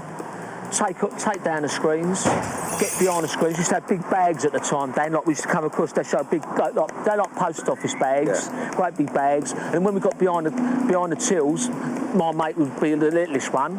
He'd either get the door open and just chucking all the money in the bags. Straight in, yeah. Yeah, that's how we used to do it. So we didn't really give a shit about anyone. Yeah. We was in there for 5 minutes, just clearing out all the money. Then we'd just come straight out of here, get back in the cars and drive off. In and out 5 minutes. Yeah, that's it, that was it. Every till would have 10 grand behind it, and they'd pick the busiest times to crash in. Nobody move! Surprises me that you obviously look going in there when it's just, you know, when it's the most busy. You know, I would have thought you'd wait for it to calm down, but obviously it makes sense because that's when the most does there, obviously. There will be guns firing everywhere, warning shots over people's heads, panic all over the place. What they didn't like, the robbery squad, because we were so young, we was only like 20 years old. Obviously, we're coming into banks and sorting office, like big post offices, steaming straight in, nicking all the wedge out of it and coming straight out. They were saying we didn't give a fuck for no one. Literally, we had confrontations with people, obviously a few times. I mean, how many would you keep it to a minimum? I mean, how many would you do a month, a week? I mean, you would never do 2 in a day, would you? Would that be taking a piss? 3. 3 in a day? I was just beginning to see why he'd got his reputation. 3 lots of innocent people a day, terrorised with ammonia, sledgehammers and guns. Not nice. These raids went on for 4 years, until the law finally caught up with him in 1978. Vic Dark was one of the most prolific armed robbers this country has ever seen. Hundreds of banks, security vans and post offices raided and thieved from. He's exactly the sort of person you don't want to piss off. If you do meet him, you better not cross him. He's a lovely fella, but you don't want to see him flip. Because if he flipped, he might let off one of these. Like every workman, Vic had his tools. People didn't just hand over the cash to him. He held them up. He intimidated them. He pointed loaded guns at them and threatened to take their lives. If it was big crowds, we'd use a double-barrel shotgun, which is like sort of snoring off, which is like looks the part. Or if it was like quick robberies, like security vans, it'd be handguns. With shotguns, there was more frightening, really. So the bigger the crowds, like a big sorting office, it would be like a sawing-off shotgun. To get through the screens, we'd use hammers, big sledgehammers. Obviously, the guns I fired off was over people's heads, you know, so it wasn't at the people. I'd done martial arts for a long time. It's like when they kick, ah! You go, ugh! It's just like bang, you go, ugh! So it's just to make them jump, really. Not like obviously, once you fire a gun into someone, once again, you're going to kill them, aren't you? I've not gone with the intention to shoot anyone, you know, so I'm like that's quite clear in the robber's code. You don't go and shoot people. Robber's code or not, I can't help thinking that the people at the other end of the gun probably thought their life was over.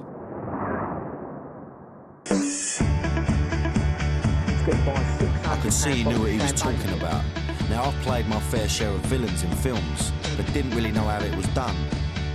He joined me opposite this bank to give me the inside track. Do you plot up in a little cafe opposite, or, I mean, what did you do, a couple of days before, or? No, what it is, a lot of people do fall over, because what happens, they go and plot something up a couple of days before, all they do, they run back to TV, and they say, who's in the area? Who was here at this time? So you're best off, what, a couple of months before, or? Yeah, about a month before. About a month, but yeah, 6 weeks. And then come back, just do a little fly one, just one person, make sure everything's still the same. Yeah. And then come back. That's how you do it, really. Would he now be doing anything else differently from the 70s? Well, basically, it's the sort of same methods. Balaclava helmets or anything with identity, gloves, you know, sort of like thin leather gloves or anything what you wouldn't leave fingerprints about. You've just got to be a little bit more aware of the cameras, a little bit aware of like leaving DNA, and obviously, you know, if you discharge a firearm or anything like that, it would go up your nose, like residue. What's the different approaches Obviously a bank and, you know, a van. There's different approaches to every kind of robbery. A bank's are sort of solid, so you know you're going to go in there, might be 6 or 7 tills if the safe's open. But the actual security vans works on speed, you know, like the guard gets out, pang, you're out the back of the vehicle, bang, you've got him straight away. Or if you're going to take on the big, heavy-duty one, you're going to stop the van, get in the back of the van, or do you know what I mean? So it depends. Every robbery's so different from each one. How many people do you got to work with? I mean, obviously you've got people allocated different jobs. I mean, you've got the brains, you've got the, I don't know, the brawn. I mean, how would it work? If you're in with the chaps and like the armed robber world type of thing, you would know who's good at who. Obviously a very short list of people. Yeah. But if someone's going to have a van and you want a professional person who's good at the vans, you pick him out and go on a bit of work with him. Or if you want to do a big sorting office, a big post office, you'll be going to work on sort of, you know, that type of people who are good at what they do. I knew that Vic had been good at what he'd done, but I also knew that the law had eventually caught up with him.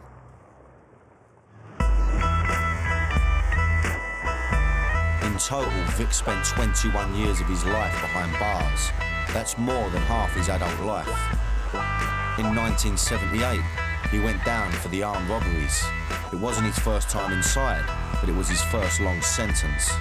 I've done 4 months on ABH, I've done 3 years for stabbing, GBH, I've done 12 years for a bank, 3 sorting offices and a security van.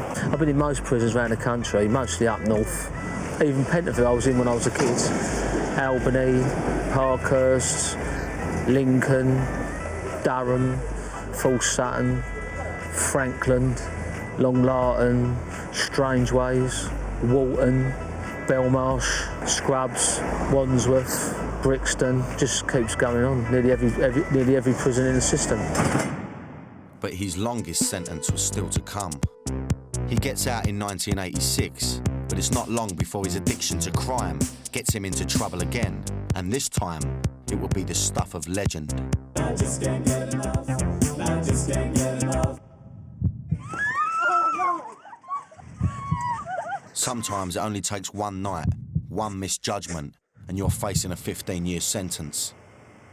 The news from ITN. In the early hours of this morning, he and his accomplice, both armed with handguns, raided a nightclub in Ilford and shot the owner, who's now in hospital after having surgery. I got shot in the hand, I got shot in the groin, and I got shot through the arm. The Penthouse nightclub, Ilford, September 1988. It's 3 a.m. Vic's brought an accomplice with him to open the job. I was bored. That's how it all starts, I'm bored. You know what I mean? I'm a bit trigger happy, a bit bored, taking on. It didn't really matter what I'd done. I could do security vans, banks, sorting offices, didn't really matter to me. Up and down, it could be anything. Anything where there was money, it'd be there, I'll go and do it. That's what it was about. He's bored, and there's 30 grand in this club. Vic and his accomplice get let in the back door by someone on the inside. They hide in a back room, waiting for a signal to move. You sort of stand there, all getting ready, got the stuff on. So you put the mask on, you're just waiting. All of a sudden, then it happens, doesn't it? You hear. That means give him 10 minutes to get out of the gaff, then I'm coming out. He gives his accomplice what he thinks is a simple job. All he's got to do is get the money and rip the phones out. That's all he's got to do. Yeah. Anyway, it goes bang.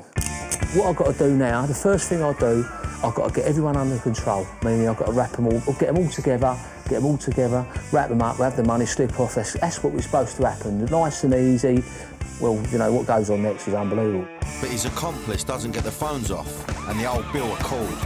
They surround the place. There's over 100 punters still in the club. Vic's got them lying on the floor, but the place is panicked. Everyone's running everywhere. Now, you imagine now, you've got 120 people running fucking everywhere, right? So I've got them all down in here. It's at this point in the story where we see Vic turn. He takes the owner of the club and makes him kneel in the centre of the dance floor holding a gun to his head.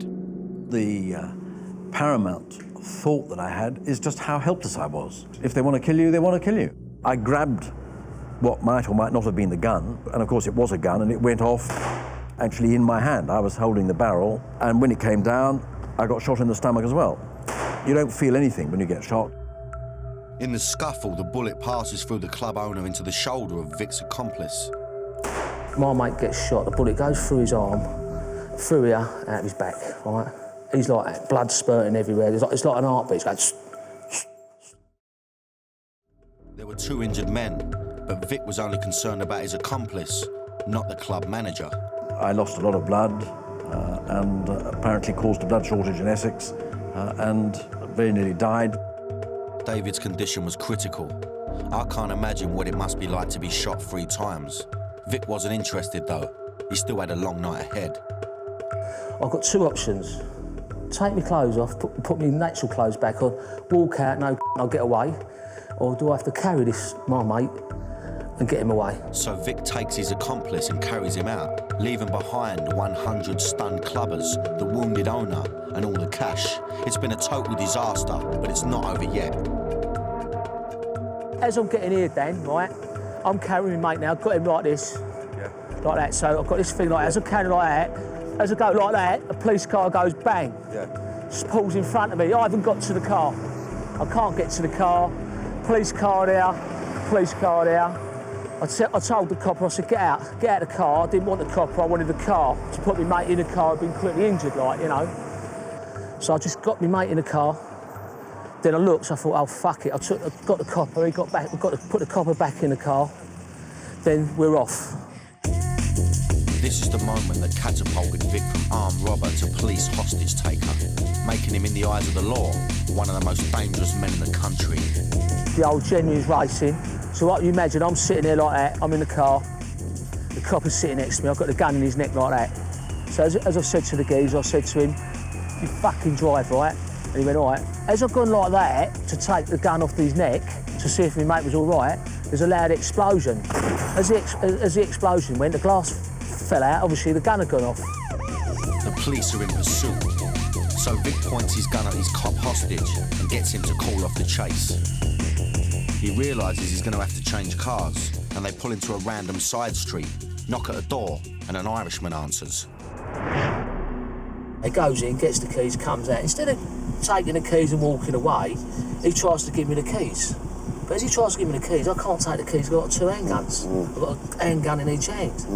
So the Irishman looked at me, I looked at him, and now he's looked at me, and he knows, he's seen the guns. I thought, so I said to him, right, you're coming with me, mate. Hostage number 2, and unfortunately for Vic, the Irishman's wife calls the police and tells them what's happened. Soon, he's got the armed response team on his tail. I'm heavily outnumbered, heavily outgunned. I've got a wounded man, he's proper on me now, right? I still will not give up on my mate. I mean, no one in England has ever took out a geezer out a surrounded building you see surrounded by police. Vic drops his accomplice at a safe house where he stays hidden. He's never caught by the police, but for Vic, it's a different story. The chase is taken out to rural Essex. The car crashes, Vic runs out and hijacks another car. They forced a Vietnamese restaurant worker to drive them further. Did you believe he would kill you? I think sometime he might shoot me.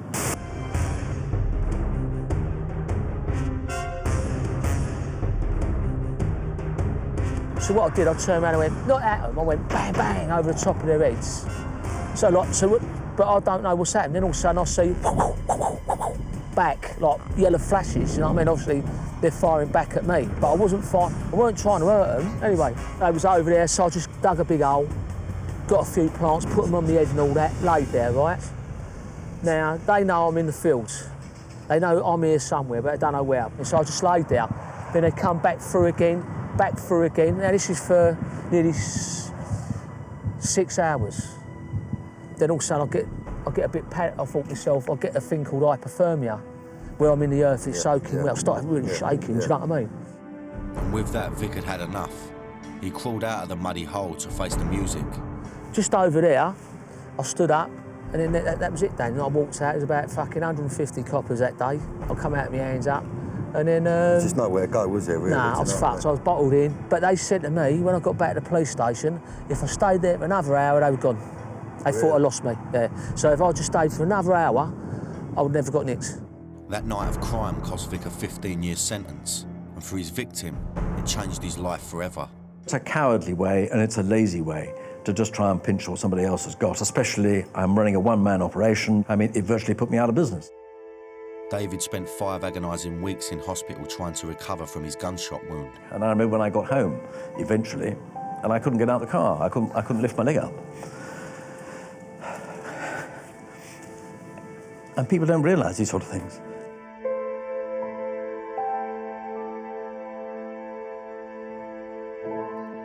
Vic had shot and injured an innocent person and taken a copper hostage. I wasn't surprised he was to have a difficult ride in jail.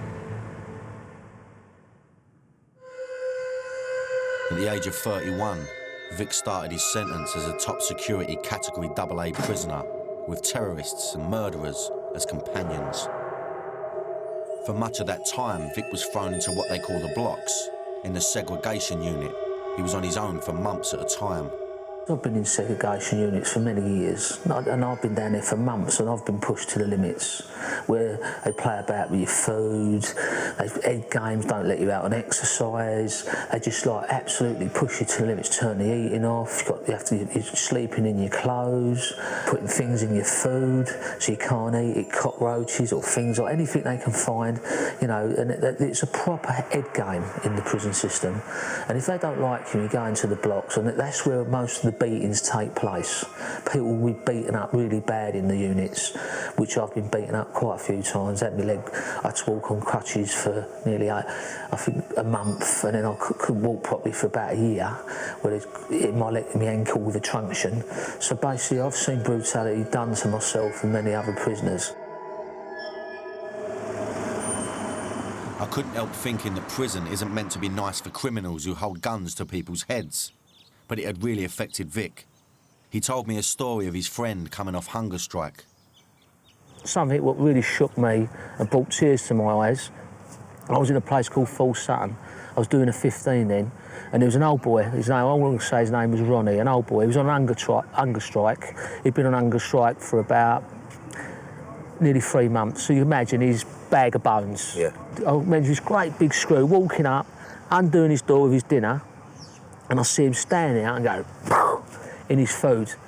And then I see that Ronnie, a 63-year-old man weighing about 7 stone, stand there and eat his food in front of the screw. I mean, how brave is that? I mean, it made me, I had tears in my eyes, mate. Yeah. I mean, when you see things like that, and then you've got the prison system, humanity, they don't know the fucking word then. Don't fucking know the word, mate. No. What would you say how it is now, the prison system now? I mean, obviously you ain't been there in a while, but I mean, from what you had to deal with and from what it is now, I mean, what would you say, it's worse or?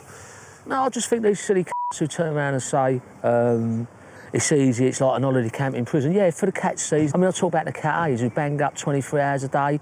Well, they might have their telly now, but it don't matter, they don't get out of their cells. No. I mean, I talk about cat, I was a cat A for nearly 10 years. So what I'm saying, it's close to my heart. It's okay for these knobs to get on telly and say, and say it's an holiday camp, it's this and that, but not for cat A.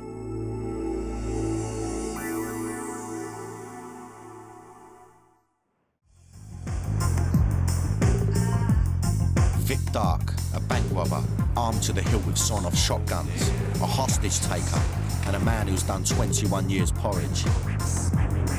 During that time, he'd met some men that are still his mates today. Vic's invited me to a barbecue. Now, he's told me these are the real Essex boys, yeah? So, hanging out with hooligans is one thing, but these guys are serious. I don't want to end up in a country lane, you know what I mean? See what these boys have got to say. Unlike Vic, most of this lot haven't been inside. Pleasure to meet you, old son. Pleasure to meet you. Yeah. Hello, mate. Hello, mate. I'm a friend of Vic's, mate. How you doing? How you doing, son? Yeah? Pleasure to meet you. Good as gold. Thank you. Thank you. I am as well, Thank mate. you. Good man. Good to meet you, mate. Pleasure. All right, mate? How are you? You all right? This is Gavin. He was inside for manslaughter at Maidstone Prison. Yeah, no, good as gold, mate. Did you want a beer? Good. I've got a beer there, son. Thank you very much. No, good as gold. I know it's a bit mad walking in with my camera on me. No, don't be silly. We're bothered about all that. We've got cameras on us fucking 24 hours a day. Yeah, you're telling me about that. Been one of my best mates. Been one of my mates since we was kids. And one of the most staunchest, nicest fellas in the world you're ever going to meet. I actually met him in Maidstone Prison when he was serving 7 years for manslaughter. Okay. And like I say, and then we come out and we become good friends, and ever since he's been one of my best mates in the world. And he's always been there for me. Yeah. and he's been a father figure, but he's always been an older brother, best friend. He always has been, and he's never wanted nothing off me. No. Always give me. True. Yeah, it's good. I love him, mate. I love you as well. Brilliant, mate. Have we ever took? I couldn't buy him a drink. It's like being in an episode of The Sopranos. They all seem to love Vic, but then they've never been at the wrong end of him or his gun. Well, he's just one in a million, mate. Yeah. This is Glenn. He runs his own steel supply business. Funny, really, since been seen out with him, everyone pays me on time. It's quite handy, really, yeah. All of a sudden, all these knockers don't pay me. Like, great. So I just made a phone call and the checks are in the post. But no, it's good, really, because when I first met Vic, the business was probably doing, I don't know, 7-8 million a year turnover. It's up to about 20 million now. And you don't do that sort of turnout without people like his name behind you. So although he ain't got no involvement in the business, where we've grown close, if anyone ever tries to like knock me, he's just mention his name is enough. He don't even have to get on the phone. So while they all love him, there ain't no doubt about his stature. Time for me to make me exit. So, babe. The pals are always a different thing, you know. It's always a whole new ball game. And you know, as soon as I walked in, you know, the first geezer stands up, looks me straight in the eye. I thought, okay, what is this, a test? It's almost not mafia-like, but that, you know how they sort of they've got their circle of people and that's it. So what had led Vic down the criminal path? I've asked him to take me back to the beginning to see where it all began, to the East End. We're driving through Canning Town, and it stirs memories for Vic. It breeded a really hard type person because it was the docklands. They worked in the docks. I mean, and they was nicking things out the docks. The good thing about Canning Town, it was known like, there was very staunch people, weren't they? In them days, there was like sort of, you know anyone who come from Canning Town. Most of the jails was filled up with Canning Town people. Be honest with you, do you know what I mean? We was brought up in a thing called the old school. You helped the granny across the roads. You know what I mean? You made sure you never robbed the working class person in your life. You stuck up for them. Throughout its history, the East End has been one of the poorest areas of London. Those living here worked hard to earn their bread. However, some went further and used crime to get the jam. If you look at crime in the East End of London in particular, I mean, you can define it in some ways as a form of self-help exercise. You know, it's the people, it's the have-nots trying to be the haves, finding their own way of getting what they need and what they want. The courage and resilience of the East Enders was well documented during World War II. These people were bombed night after night, but however the Germans tried, they couldn't break their spirit. As London was rebuilt after the war, being an East End gangster was like being a film star. You got the best in life. There was all the glamour and all the girls. The Krays were at the forefront of the 60s London underworld. They were respected in this part of the world, and they were feared everywhere else. They're communities that are very close, that look after themselves, that generally come out of poverty. Quite often they're using their money to help their own. This is the code that Vic inherited, the basis of the world he operated in. He's brought me to his old neighbourhood in Leytonstone, where he grew up. It was like a shop, and in here used to be an old junk shop, and this used to be my front door. It's the worst thing when you're a kid to live behind a junk shop. You're going to grow up with a fucking chip on your shoulder, aren't you, mate? And you literally, aren't you? My old man go, where do you live? I go, I live behind a junk shop. I thought, fuck's sake, you know what I mean? We never had a proper bar for years. You know, like, and if I wanted some shoes or wanted that, it was all like, everything was double hard work then. And it was at the school, yards from his home, that Vic met friends that gave him his first taste of crime. While still in their teens, they began by doing jobs on jewellery shops, by making holes in the windows. We used to have a big metal catapults, the big things we used to get the ball bearings. The bigger the ball bearing, the bigger the hole in the window. So like we just stood there like that, as a lorry goes, going, cool. So as long as it didn't hit the silver strip, the bells wouldn't go. So it's like a bullet, it was like, whoa. And it used to go over like the old coat hangers you'd get out of the dry cleaners, you know, the thin ones and that, get a hook on it. Used to go over and used to nick all the fucking jewellery out the windows, all that cool. So like a little time, all these jewellery shops were getting sort of knocked that on here, because obviously they were looking for guys doing all jewellery windows. And I remember when I was in that house, we used to have these wardrobes, and I used to stack all my money out in the wardrobe, and I used to think, you know, here you are, big tough fucking armed robber, right, and go, when I was a kid, go, fucking hope my mum don't find out, she'll kill me. Do you know what I mean? That's what it was like. We drive up the road to posh Wanstead. I met this bird, right? This is where she lived, right? Now, you see the difference of the areas. This is like, this area was like, you know what I mean, Dan? It's only 5 minutes down the road, isn't it? Yeah, and she lived up here. And I went into her house and I was like, fucking hell, beautiful house, chandeliers and... Yeah. I mean, and this is what really catapulted me into wanting money, do you know what I mean? Yeah. I mean, because you see the area to where we just come from. Yeah. I mean, I know, it's mad, isn't it? This is my girlfriend, ex-girlfriend's house here. I'd come into these areas and I'd realise what money was about then, do you know what I mean? So this is what really, really kicked me off, you know what I mean? Yeah, you think, I want a taste of it, I want some of it, yeah. I weren't going to get it fucking working at Falls. So Vic had no choice. It was his poverty that had led him to a life of crime. So his brother must be a criminal as well then.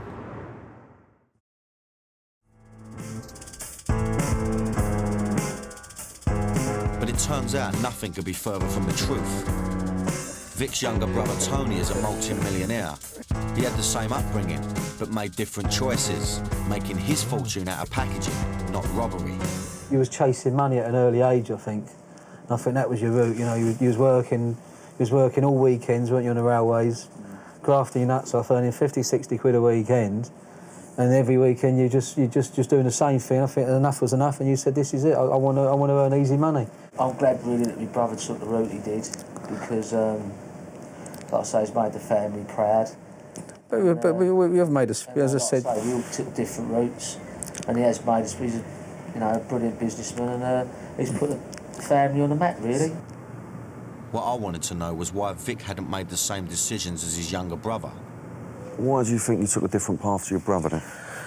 Some brothers, you can't say all brothers are the same. No. They're totally different. You've got two different brothers, and he, like you said, he's always been good. He's been not one of them natural people who's like, I'll cheat him at cards and still win. He's just one of them people. Oh, whatever I did, whatever he's done, he's turned to gold.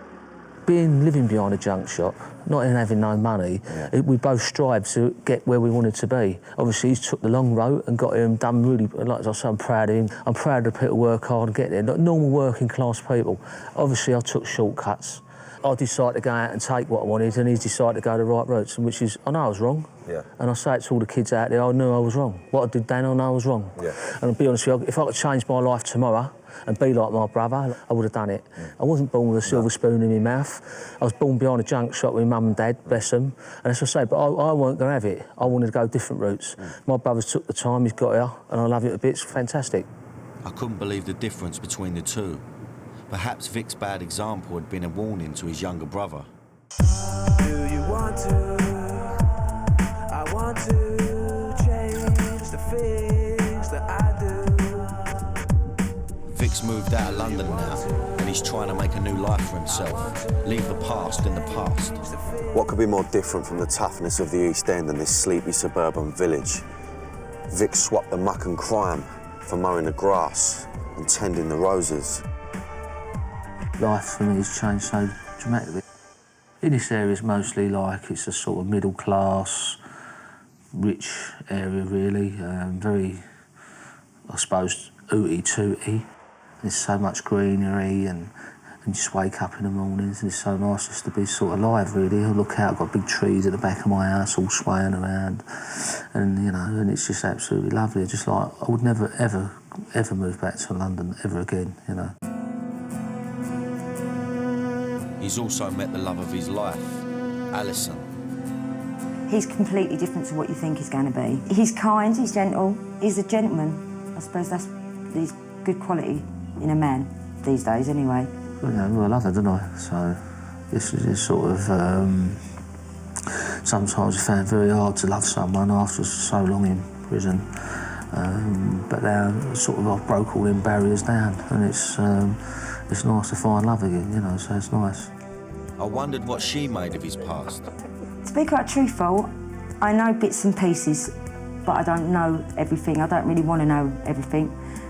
Some people have said, oh, what he's done and what he hasn't done, and I don't really want to know. I've never even read a book or nothing of his at all, so it's about now, isn't it, not the past, so I like to make my mind up about anyone anyway. for 20 years, 21 years, I was wrapped around men. So it's nice to come out and I'm wrapped around the family again, and it's absolutely, so last thing on my mind is knocking about with gangs or groups of fellas. So I'm milking every minute of it because it's something I've dreamed about for the last 21 years. He tends to be a bit cautious around food as well. He doesn't like going to strange places to eat. I suppose that's the effect of him being in prison all them years. In prison, people would spat in Vic's food. He'd paid for his crimes then, and he was still paying now. I could see his past didn't want to let him go. That's what you hear when there's a bug in your car. So now I'm going to run this car. This is how you run a car, like this. A few years ago, the police used surveillance technology to entrap Vic. So you run it round the bottom, like that. He was acquitted with a conspiracy to murder charge. Today, he doesn't take any chances. I've got to be whiter and white. I've got to be Snow White. I'm looked at all the time, so I've got to be, everything's got to be right. Car insurance, your tax, everything's got to be right. Everything's got to be paid, all the bills have got to be paid, everything's got to be done. You've got to be ultra white, especially in my situation. So, more so than anyone on the planet Earth, really. So this gear here, what's it, illegal or what? No, you can buy it from any shop, any spy shops. Yeah. It's called anti-surveillance. Right, so listen, we both know you're a straight goer now. Now, why would they bug you? Because they want to. Because what it is it's people you knock about with. So you could be at it and I don't know. I can walk up to you, you might be up to something, I don't know what you're up to, I ain't going to ask you what you're up to. I'm not a busybody fucker, am I? No. So whatever you're doing could get me in trouble because I don't know what you're doing. They think my association with you, just because I'm talking to you, means that I'm guilty of a crime I don't even know about. Yeah. So that's one of the reasons why you have got to be careful what you say. Say like you're in some people's tellies are bugged. Literally, they watch you through the telly. I know it's science fiction, but it's true. So there you go, you know you've got a bug in the telly, so you fancy your leg over, you can't even have sex in the front room, can you? Camera in your telly, watching you. Yeah, literally. A couple of days is plotted up. Like, yeah. You're never going to be out of that world, are you, with the police? No, never. No, never. No. I'm always going to have them on my back. Like I say, what you're up against is one of the biggest firms, tastiest firms, well-funded firms, probably in the world. MI6, SOCO, the old National Crime Squads. You're up against some of the biggest, tastiest firms. Do not underestimate them at any time. You know, so everything you do, you have to watch. I had to remind myself why the police might be interested in Vic. He'd done some pretty serious crimes in his time. The mad thing about doing this, you know, meeting Vic, is that it's the first time I've actually sort of, you know, done one of these shows about someone who's from my manor, from my area, speaks the same way as me, has been brought up with the same sort of morals. The difference being, the thing, you know, look, listen, I know his game, he's a bank robber, he's hurt people, and, you know, the fascinating thing for me is this man's done 21 years in prison. He spent half his life behind bars, and it obviously sort of moulds you into something, you know, being incarcerated. It also seems it haunts your life forever. Vic Dark was one of this country's most feared armed robbers. He'd held guns to people's heads, but for his crime, he did the time, 21 years in total. While Vic was in prison, he had a lot of time to think. He told me he wants to right a few wrongs. It seems to be a better use of his energy. I met up with him at this snooker hall to chew the fat. He was upset about the number of stabbings in the news, and he wanted people to learn from his prison experience. I'm not going to stand there and be an hero. I'm not going to say to kids like follow my footsteps, because I've been a total disaster. I've been banging up for 21 years. Absolutely hard way. There's no winners in this game. No winners. And the murder squad's rate is 99.5. They nearly get everyone. So most of them will get arrested, all these young kids. So before they do it, I just want them to know the fucking misery they're going to cause on both sides of the fence. The person who dies and the person who goes to prison. Because the person who goes to prison, he's going to get 20 years of hell. At least the kid, whoever it happened to, he didn't really know about it, but their family will. So there's two losers in that game. There's never one winner. No, in a million years does anyone win. Vic is concerned with the high incidence of suicide in the prison system. In prison, he made friends with a guy called David Croak. Croak was a convicted murderer and was found hanging in his cell at Whitemoor Prison in November 2007. Official investigations into the incident point to suicide, with these black eyes being caused by a fall. But Vic believes otherwise. He's made it his mission to help Croak's family. We want an inquiry, don't we? We want our own people, solicitors, to interview the prisoners who were there, want the names. We want our own body to investigate what happened to your dad. Yeah. That's what we want. Yeah, there is going to be inconsistencies, as I did already. The reason I do these sort of things is that most people, when they get out of prison, they forget about the fellow prisoner back in prison. After being in prison for 21 years of my life, I can't forget. I'm a straight goer, as they call me, and certain questions and certain people you need to speak to, it's nice to have someone like Vic who's there for you, by your side, and he's answering the questions, talking to people that you wouldn't normally be able to do. And there's a lot of people in the prison systems who are fighting their case who've got no one to shout to, and I'm just speaking on behalf of all my friends, and there's a lot more, lot more.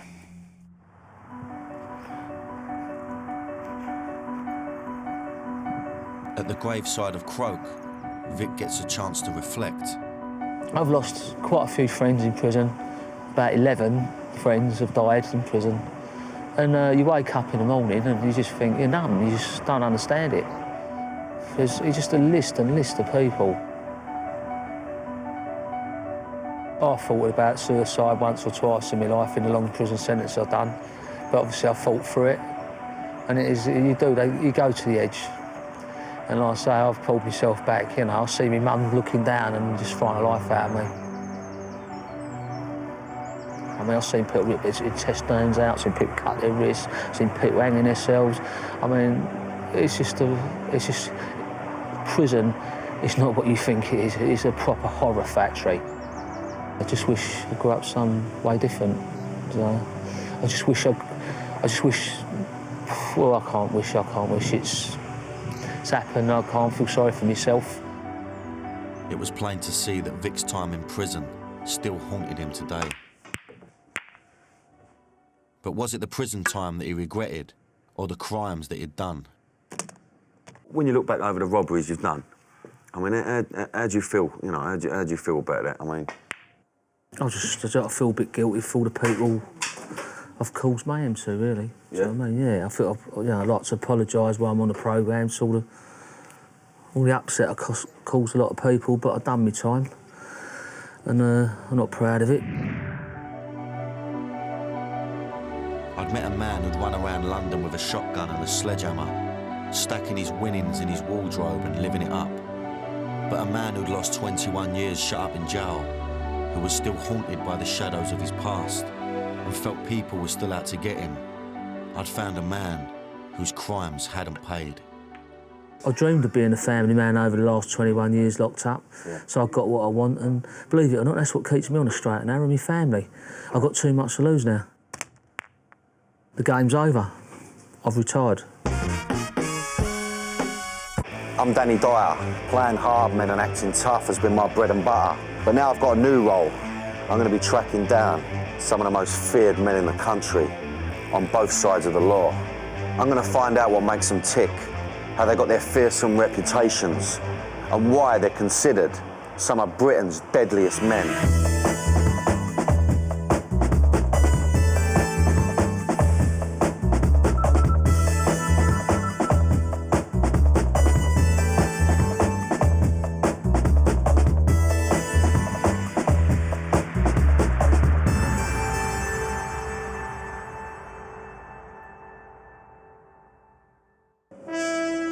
Paramilitary terrorist, loyal friend, suspected killer. At one time, Sam McCrory was Britain's most wanted man. I'm a good friend, I'm a bad fucking enemy. This notorious ex-terrorist from Northern Ireland now lives in exile. I want to find out what happens to a terrorist when they've lost the cause they're fighting for. I'm not proud of what I've done, but it had to be done. I was dedicated to it. They say one man's terrorist is another man's freedom fighter. I'm going to find out for myself. picturesque seaside town of Ayr in Scotland to meet Sam McCrory, an ex-paramilitary terrorist from the war-torn streets of Belfast. The Troubles was a 25-year battle between Catholics and Protestants for control of Northern Ireland. With the British Army stuck in the middle, nearly 4,000 people were killed. They have a bloodlust, and some of them certainly appear to be psychotic killers. Paramilitary groups from both religions were involved in everything from riots to murder. They were like football casuals, but they were football casuals with guns. At the age of 18, Sam was recruited into the outlawed Ulster Freedom Fighters, alleged to have killed over 100 people. These were hardline Protestants who wanted Northern Ireland to remain under British rule. They fought the Catholic IRA with a brutal violence to stop Northern Ireland from becoming part of the Irish Republic. Sam became the most ruthless and dedicated soldier of his generation and went to the ultimate lengths for what he believed in. He had a reputation for being a hands-on trigger person, there's no question about that. We were the business, it was us, there was no banner in us. I'd heard rumours that Sam was now living his life as an openly gay man. This is the first time he's ever told his story. Terrorist or freedom fighter. I'm gonna meet the man and make up my own mind.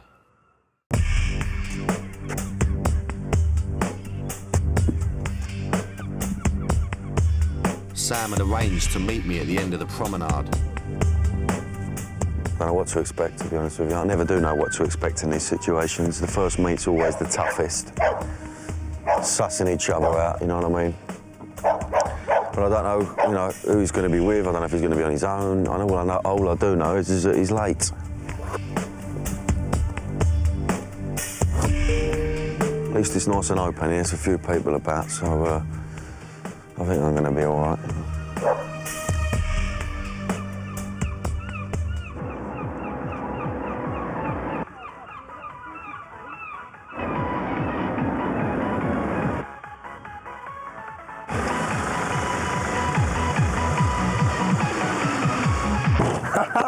How are you, mate? How you doing, Danny? Good to meet you, brother. Right, pal, how are you? Pleasure, mate, yeah. Good. What a mad place to meet you. Do you like it? It's mad, mate, I tell you. It's quite a nice little setting, I've got to say. Yeah. Beautiful. So you're going to take me on a little bit of a mission, yeah? Yeah, no problem. Let's have it. Where do you want to go? Do you want to go I to don't know, Mappa? mate, I'm in your hands. I'm in your hands. Let's go. All right, boys? All right.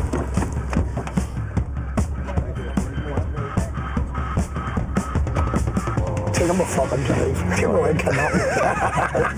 We'll hold him for ransom. I hope he was joking. This is my local town. It's a fucking brilliant wee town. Oh, you like this town, yeah? Oh, brilliant, mate. People in there are really, really nice folk. And we're just heading up to my wee flat. I've been in it 7 years. I've only got one bit of hassle.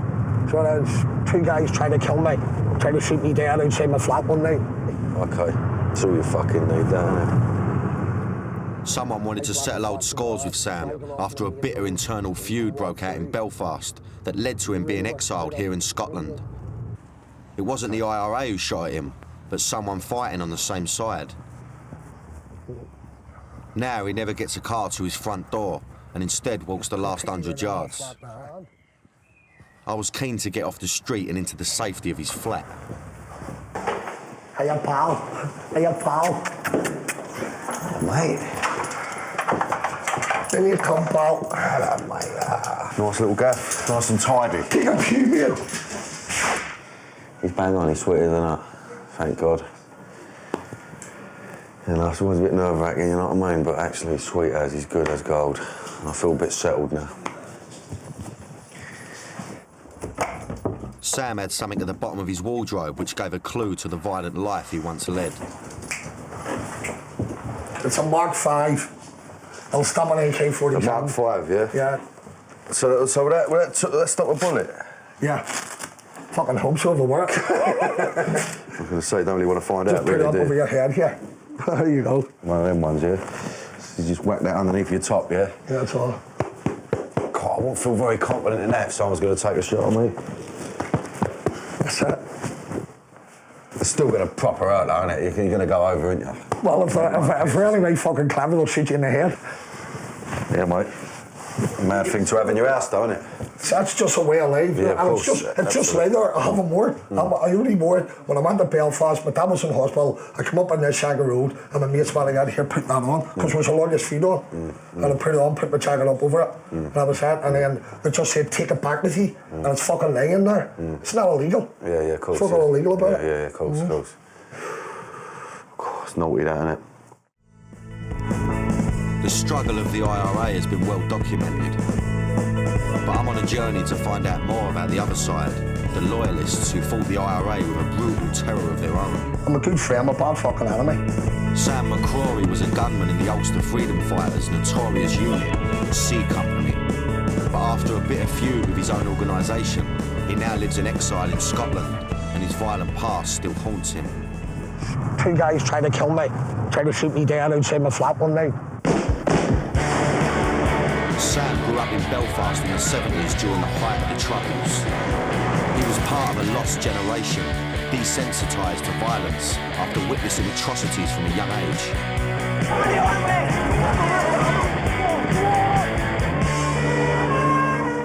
I grew up seeing British soldiers coming into my country, right? Houses burning, buses being burnt, rioting, shootings. Right, so I was about 4 or 5. My dad was a vigilante, right? The main vigilante the area, right? To protect you from what we believe were their enemy, who was the nationalist community, Republicans, Catholics, nationalists. We grew up at an age when you were about 5 or 6, you went round the doors and used to collect all the milk bottles because the men would have made petrol bombs that night to defend their area. Maybe a couple of men will give you a couple of bob to go to a shop to get yourself sweets for doing a job. You were just up every night. If you weren't collecting milk, you were throwing stones over a barricade. Teenagers like Sam are often sucked into political violence. Just drummed in you. Yeah. We just thought Catholics are the enemy, and they thought the same as us. We're the enemy. Yeah. Sam and his friends were the new generation of Protestants from the Shankill Road. More militant, more dedicated, and more violent than anyone before. Don't surrender! The IRA had the upper hand, so we decided to fight fire with fire and fight the IRA on a level battlefield, and they didn't like it. The man behind the balaclava in this old news footage is allegedly Sam McCrory. Filmed on Operation for C Company in the early 90s. C Company was run by Johnny Mad Dog Adair, Sam's best friend and military commander. Together, they would turn C Company from a renegade outfit into the most feared Protestant paramilitary unit the Troubles had ever seen. 2 masked gunmen walked into this pub, shouted "trick or treat," and began firing indiscriminately. Catholics and Protestants had been drinking and socializing without division, and they were killed together. When the gunmen ran out of ammunition, they paused, reloaded, and began firing all over again. This brutal C Company shooting was in retaliation for an IRA bomb in the Shankill Road that killed men, women, and children.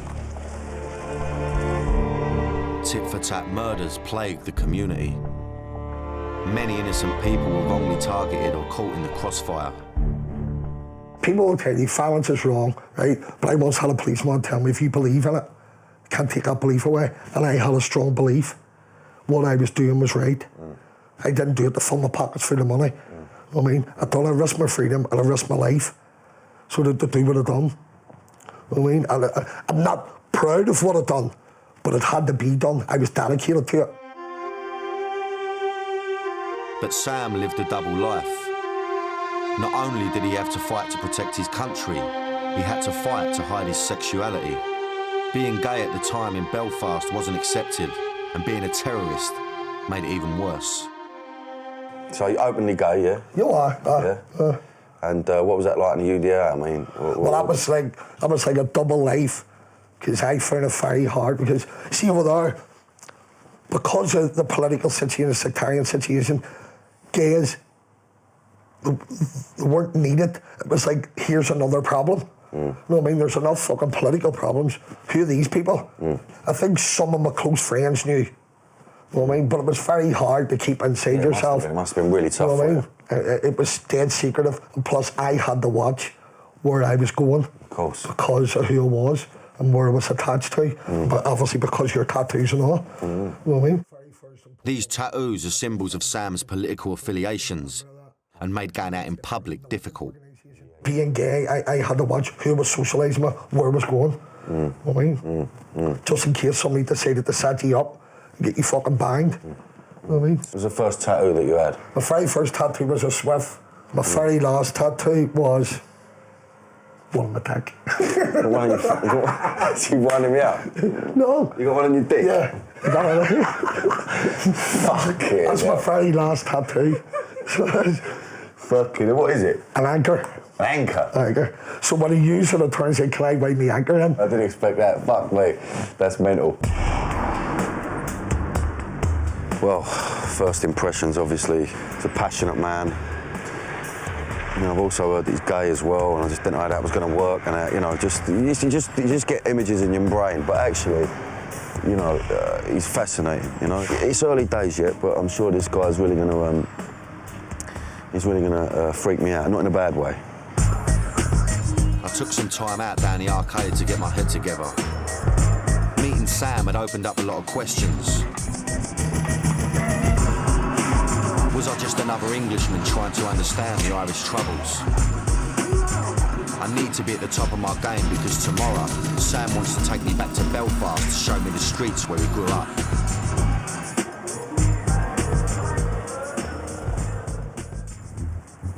Since moving to Scotland, he's only been back a handful of times, and always with strict security precautions in place. The danger is real, but Sam wants to show me what he fought and nearly died for. To understand his new life today in exile, I've got to go to Belfast to see it with my own eyes.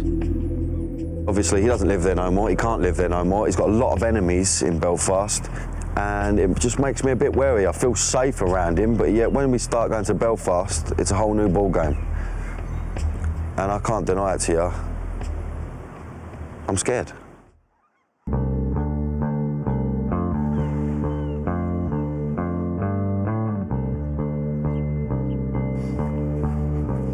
It's 6 a.m. the next morning and the start of our journey. Looking forward to it. Strange feeling getting back home. So I slept like a log, but I was waking like that, probably excitement in my stomach. For security precautions, I'll travel to Belfast separately. I often get recognised, and I don't want to jeopardise the whole trip by drawing attention to him. Sam's chosen to take the ferry to avoid any hassle from the police at the airport. It's just one of these things, your past just comes back to haunt you most of the times. And as far as I'm concerned, which rightly so, I'm a convicted terrorist.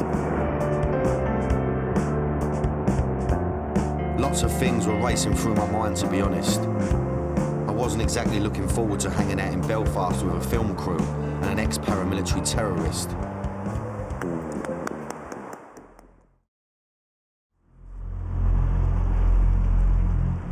As Sam gets closer to port, he's more worried about being stopped by the police.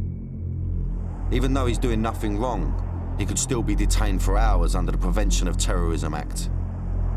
And just when he thinks he's made it on board safely, disaster strikes. Whoa! Don't film it, don't. I'll take it off you, take your camera off you. Sam's been recognised by a policeman and stopped. Have you any identification with you at all? Yeah. Just turned it. Thank you.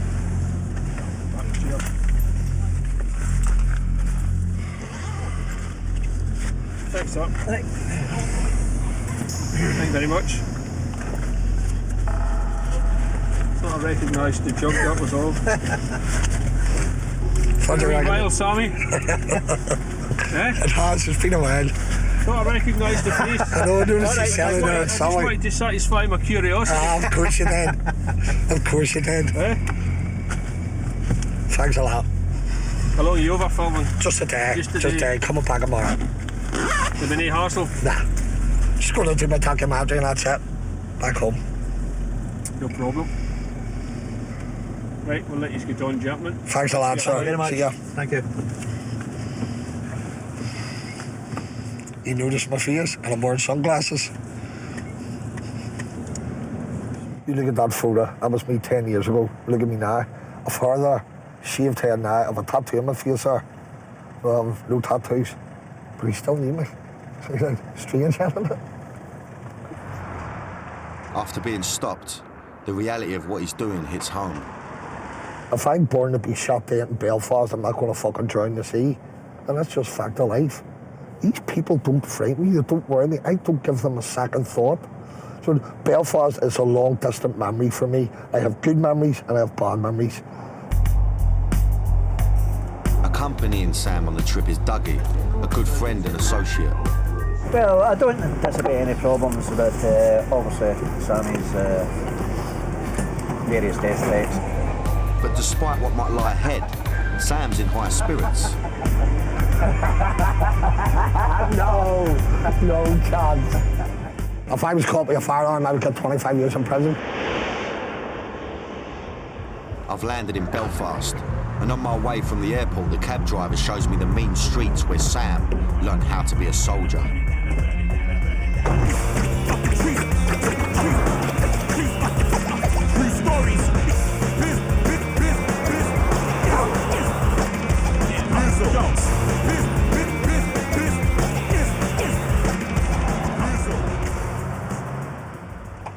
So Danny, first time to Belfast, yeah? Yes, mate. Yep. Yep, never been here before. You like it? I feel quite safe in your cab anyway, yeah? Good man. I haven't lost the passenger yet. That's what I like to hear. Cabbies have their own place in history in Belfast. It was often an easy way to tell a person's religion, so driving the streets was like running the gauntlet. Say maybe the IRA fund a Protestant taxi firm to pick someone up, then they killed him. Really? You know, so there was many taxi drivers killed. I'm from a Shankill Road, so I couldn't go into the falls and have a pint of beer. Okay. Even though there's no way of telling the difference, you're not going to put yourself in a position where you feel uncomfortable. Yeah. Everyone knows everyone. Yeah, of course, of course. The Protestant Shankill Road and Catholic Falls Road were the main hotspots for sectarian violence. It was one of the two roughest roads in Western Europe. The Falls was the other one, the running parallel. It was a war zone, frankly. I mean, there was incidents every single day, whether it was shootings, attempted shootings, whether it was bombings, whether it was hijackings, whether it was riots. You had everything there.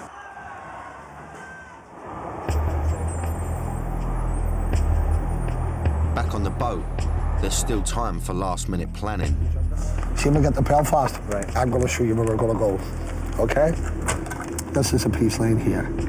It's Catholic, and the bottom part of it's Protestant. North Belfast was called the Murder Triangle, so it was. It goes in a triangular shape, and there was that much killings. It was a very, very bad area for both religions.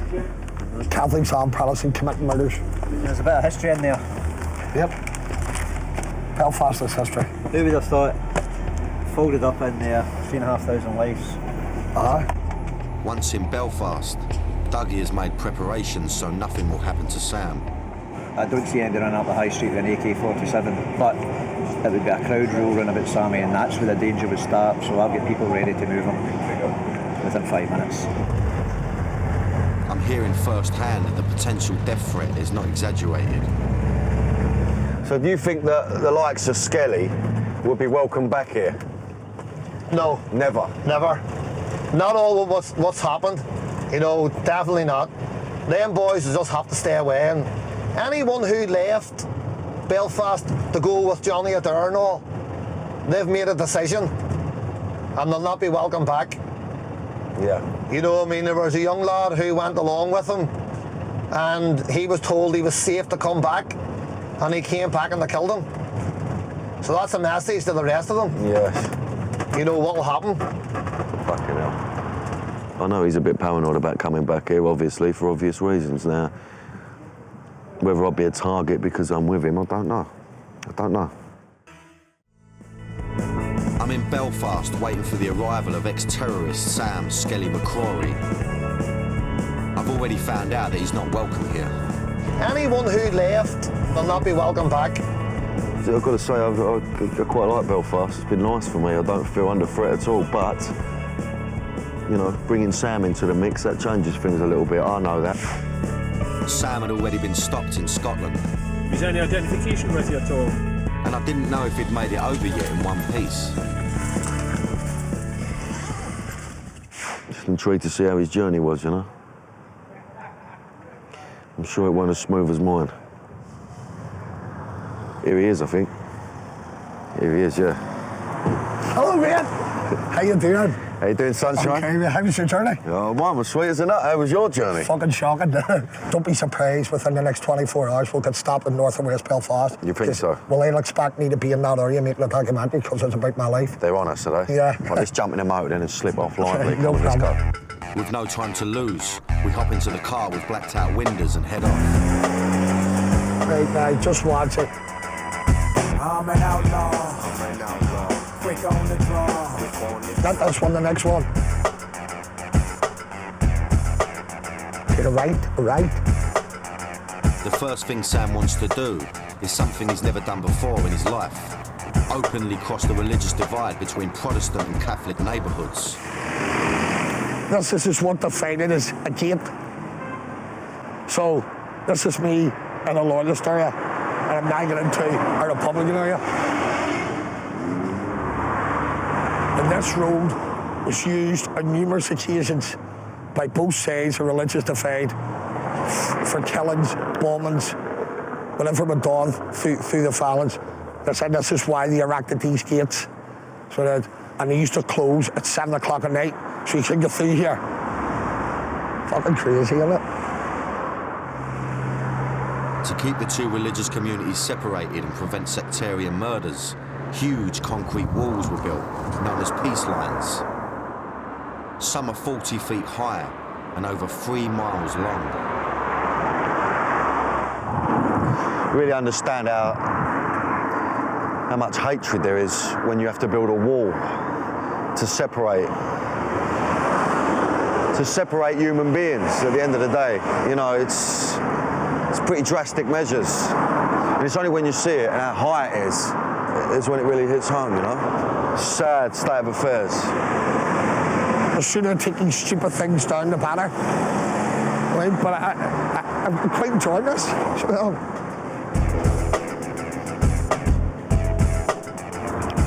The craziness of the whole political situation was becoming clear to me. Sam is a product of his environment, but if he'd been born on the other side of the fence, it would be a different story. This here was nationalist and Republican, and I was born here. So as you can see, if I'd have been born 50 yards that way, I'd have probably been the IRA. So I'll fight the British. I'll tie close. It's still early in the morning, and Sam decides it's safe to visit his old stomping ground. This estate was the power base for C Company, the most feared paramilitary unit the Troubles had ever witnessed. Different memories coming here. I actually don't even give it much thought anymore. But this was my old stomping ground, this place here. This was the heart and the base of 2nd Battalion C Company. But sadly it is no more. Used to be our office, now a house, but it used to be our office. This is where everything took place. Organised street demonstrations, military operations. This was it all here. In the early 90s, the area was heavily patrolled by the army, but it wasn't enough to stop C Company from allegedly murdering as many as 100 Catholics. The men in the black balaclavas ruled these streets of West Belfast, and the man in charge was Johnny Mad Dog Adair, the feared military commander of C Company. Scully and Johnny were extremely close. I mean, each of them knows where the other secrets are buried. Sam and Johnny's friendship was unbreakable, and together they would take their political struggle to an unprecedented level of brutality. Johnny Adair will always be my close and loyal best friend in the world. I will never ever betray him. He's my friend and I love him to death. Sam's other close friend was Steve McKeague, aka Top Gun, who died of a drug overdose in 2000. He was a dedicated loyalist, okay? A good friend and a dedicated loyalist and a cracking member of 2nd Battalion C Company. They had an award ceremony for Volunteer of the Year, and McKee used to win it constantly in the 1990s. He was one of the most ruthless assassins the Troubles has produced, but Skelly would have been up there with him. It's just quite sad that Stevie's not around anymore. It was dawning on me how important friendship and loyalty was to Sam. He was even prepared to kill or be killed for it.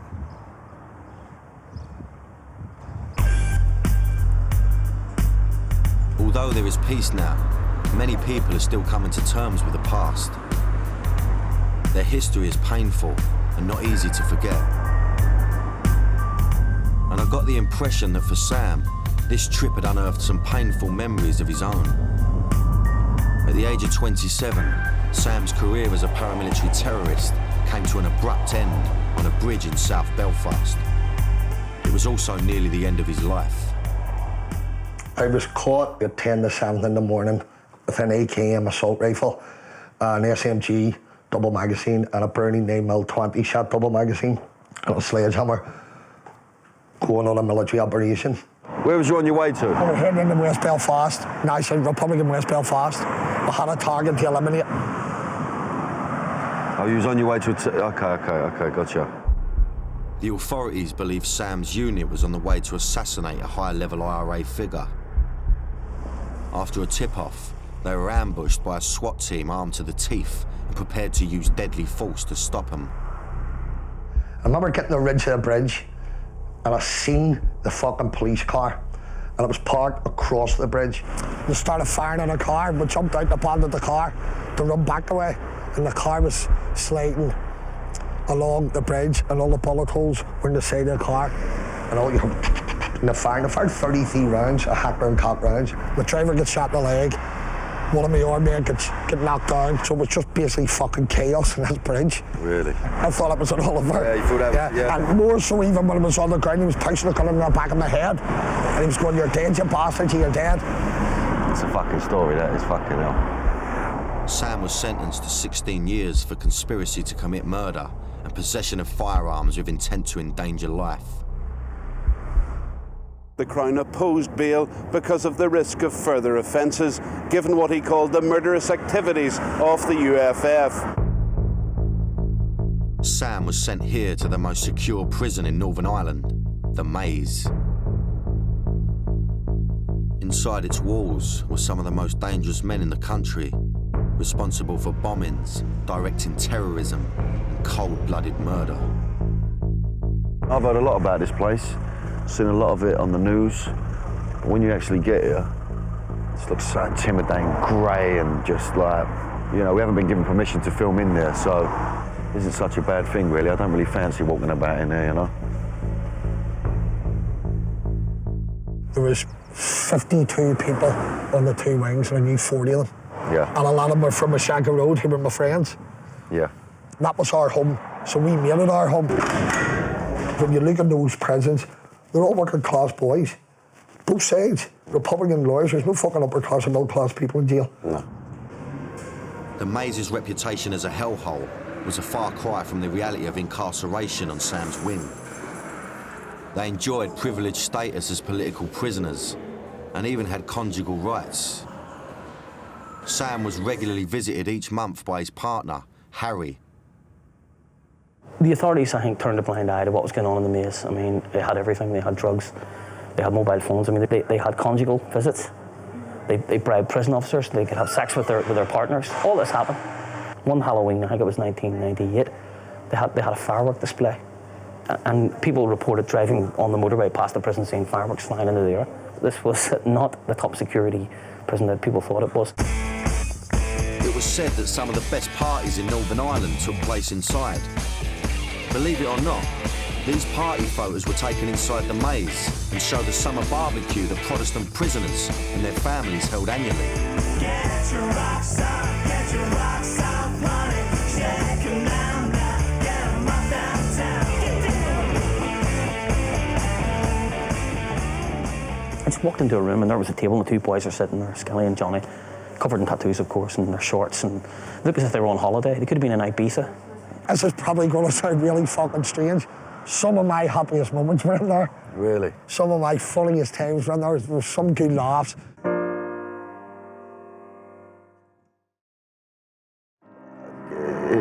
It's a shock, really. You know, it's prison. At the end of the day, it is prison. You're losing your freedom. It's a punishment. Actually, it wasn't that vibe, clearly. But these are very powerful people who still had a big sound society even behind here. Sam was a military commander inside the maze, and one of the prisoners' Secretary of State, Mo Molan, visited for controversial peace talks. You can film this place up and down the two wings. You can ask anybody what they want, they'll answer the questions for you, lad. In 1998, Sam was released along with 428 other prisoners as part of the historic Good Friday Agreement. It was an uncomfortable moment for many in Northern Ireland, but essential for peace and reconciliation. What you did was inhuman. Try to become human again. Sam had lost 7 years of his life inside the maze, and his only concern now was to spend time with his partner Harry, who was deathly ill after a car crash. He shunned the glare of the media spotlight and moved to Scotland to be with him before it was too late. I come over here and I looked after my partner. I moved here on the Sunday and I nursed him till he died the 10th of January 1999. So he died on a Sunday morning. I was in love with the guy was in love with me, and we worshipped each other. Death is a strange thing. I should have been used to it. I've lost that many people, but I'll never forget him. I'll never ever forget that day.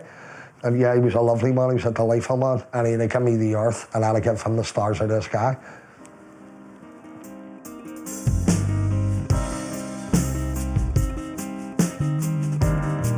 Before returning to Scotland, Sam has one last thing to do.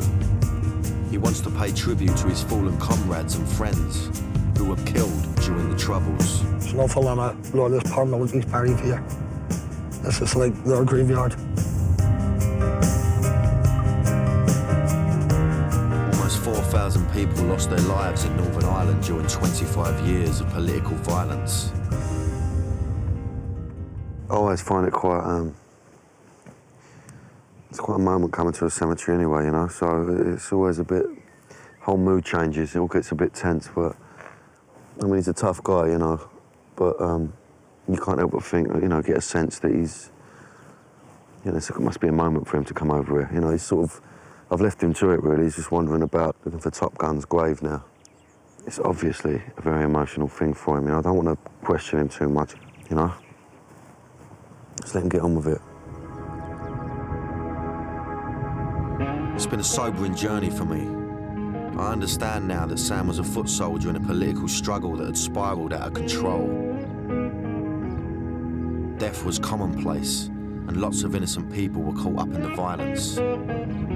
When peace eventually broke out in Northern Ireland, Sam couldn't share in it and was forced into permanent exile in Scotland, where the next chapter of his life awaited as an openly gay man. Sam McCrory was a member of a paramilitary terrorist group in the 80s and 90s, allegedly responsible for murdering as many as 100 people. In Belfast, I discovered the brutal and at times surreal environment that made him. But I still didn't know if he had any regrets about his actions or how he reconciled his violent past with his peaceful future. Sam is a complex individual. You know, he's definitely a tough lad, there's no two ways about that, but there's a softer side to him, you know, that I'm very curious about. Sam lives in exile amongst the fishermen and seaside cafes in Scotland. He's still under death threat from enemies in Belfast and unable to benefit from a peaceful Northern Ireland, which he fought for at great personal cost. His best friend, Johnny Adair, joined Sam in 2000, and his arrival in this sleepy town caused an uproar. Even the local police don't know where in Ayrshire the mob are currently holed up, but they are worried it won't be long before they make their presence felt. Excuse me, turn that camera off. Turn the camera off.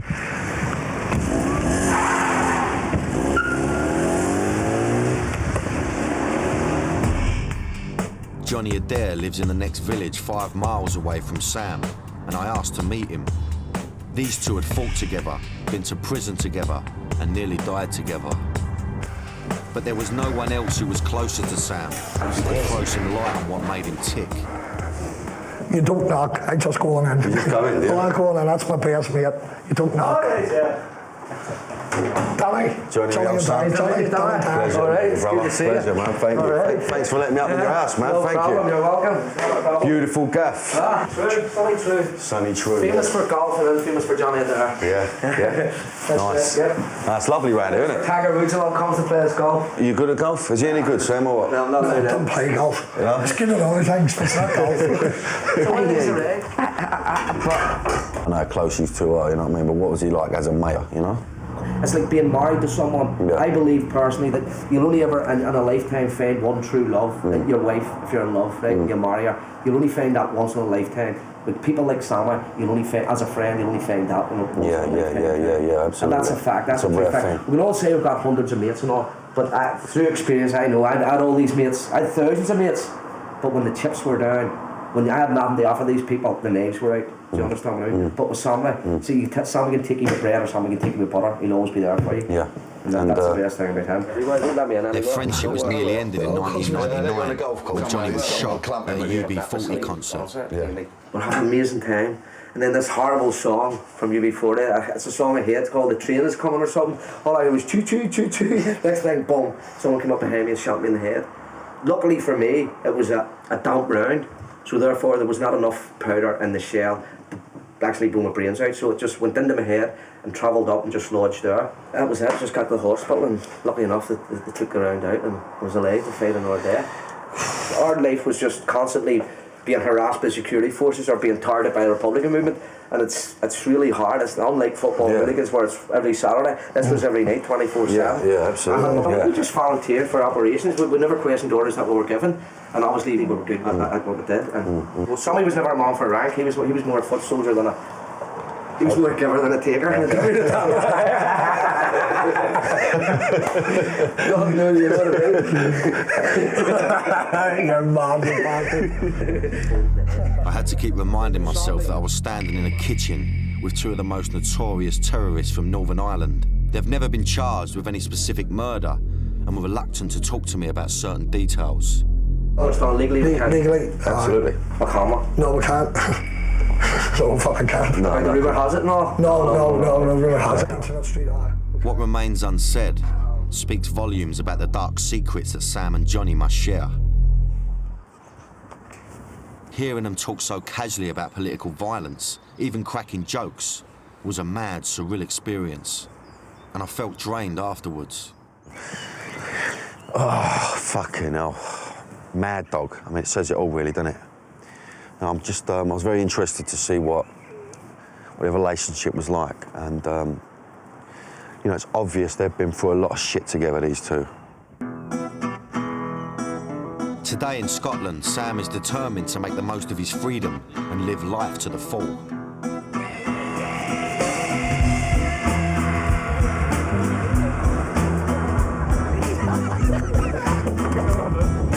Sit down, you fucking behave. Yo! Got it, Link! Sit down, Link! Come here, you slippery fuck. Foxy is real amateurs.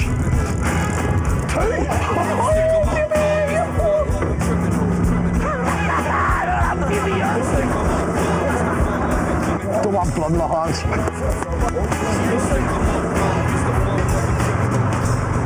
It's a good laugh. 21 in my cut. So I'm well pleased. After years of having to hide the fact he's gay, he's openly embracing his sexuality and wants the world to see a new side to him. Joe! Again, how you doing, buddy? Hi, Joe. Enjoying this. Right, how are you? How's things? All right, fantastic. The only person I know that's gay in Ayrshire is me and him, as far as I know. We're going for a drink and all like that. We're good buddies now. Just comes for your reputation. We have to look good. He's an icon, I'm an icon. I'm a hate figure. I'm a gay icon, so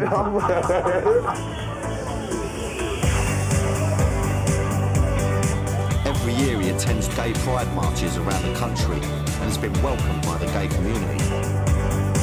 I just believe in equality for everybody. Gays, straight people, black, white, Asian, Indian. You know, we should all be able to live in a multicultural society without prejudice. Lots of people in the gay community up and down this country who know what I was and they don't judge me in that, they judge me as I am today.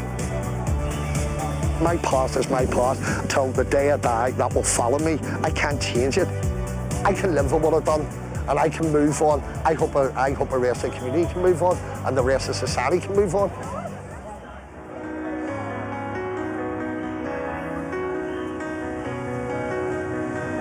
There are no winners and losers in Northern Ireland's history. In the battle for hearts and minds, thousands of people lost their lives. Some will never forgive Sam for his actions, nor will they forget. But he wants the world to see he's a changed man. His past will never go away, but Sam has an opportunity to make amends for the future. The final chapter in Sam McCrory's life has not yet been written.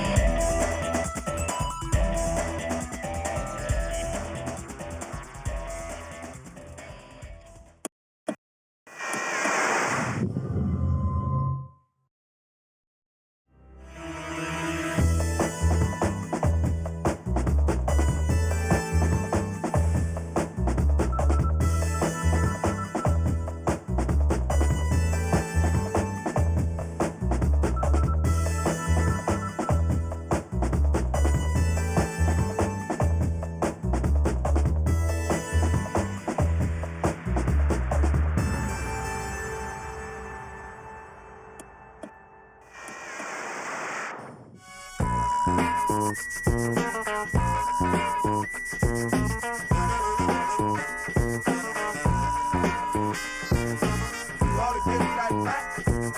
Tell me what it's like.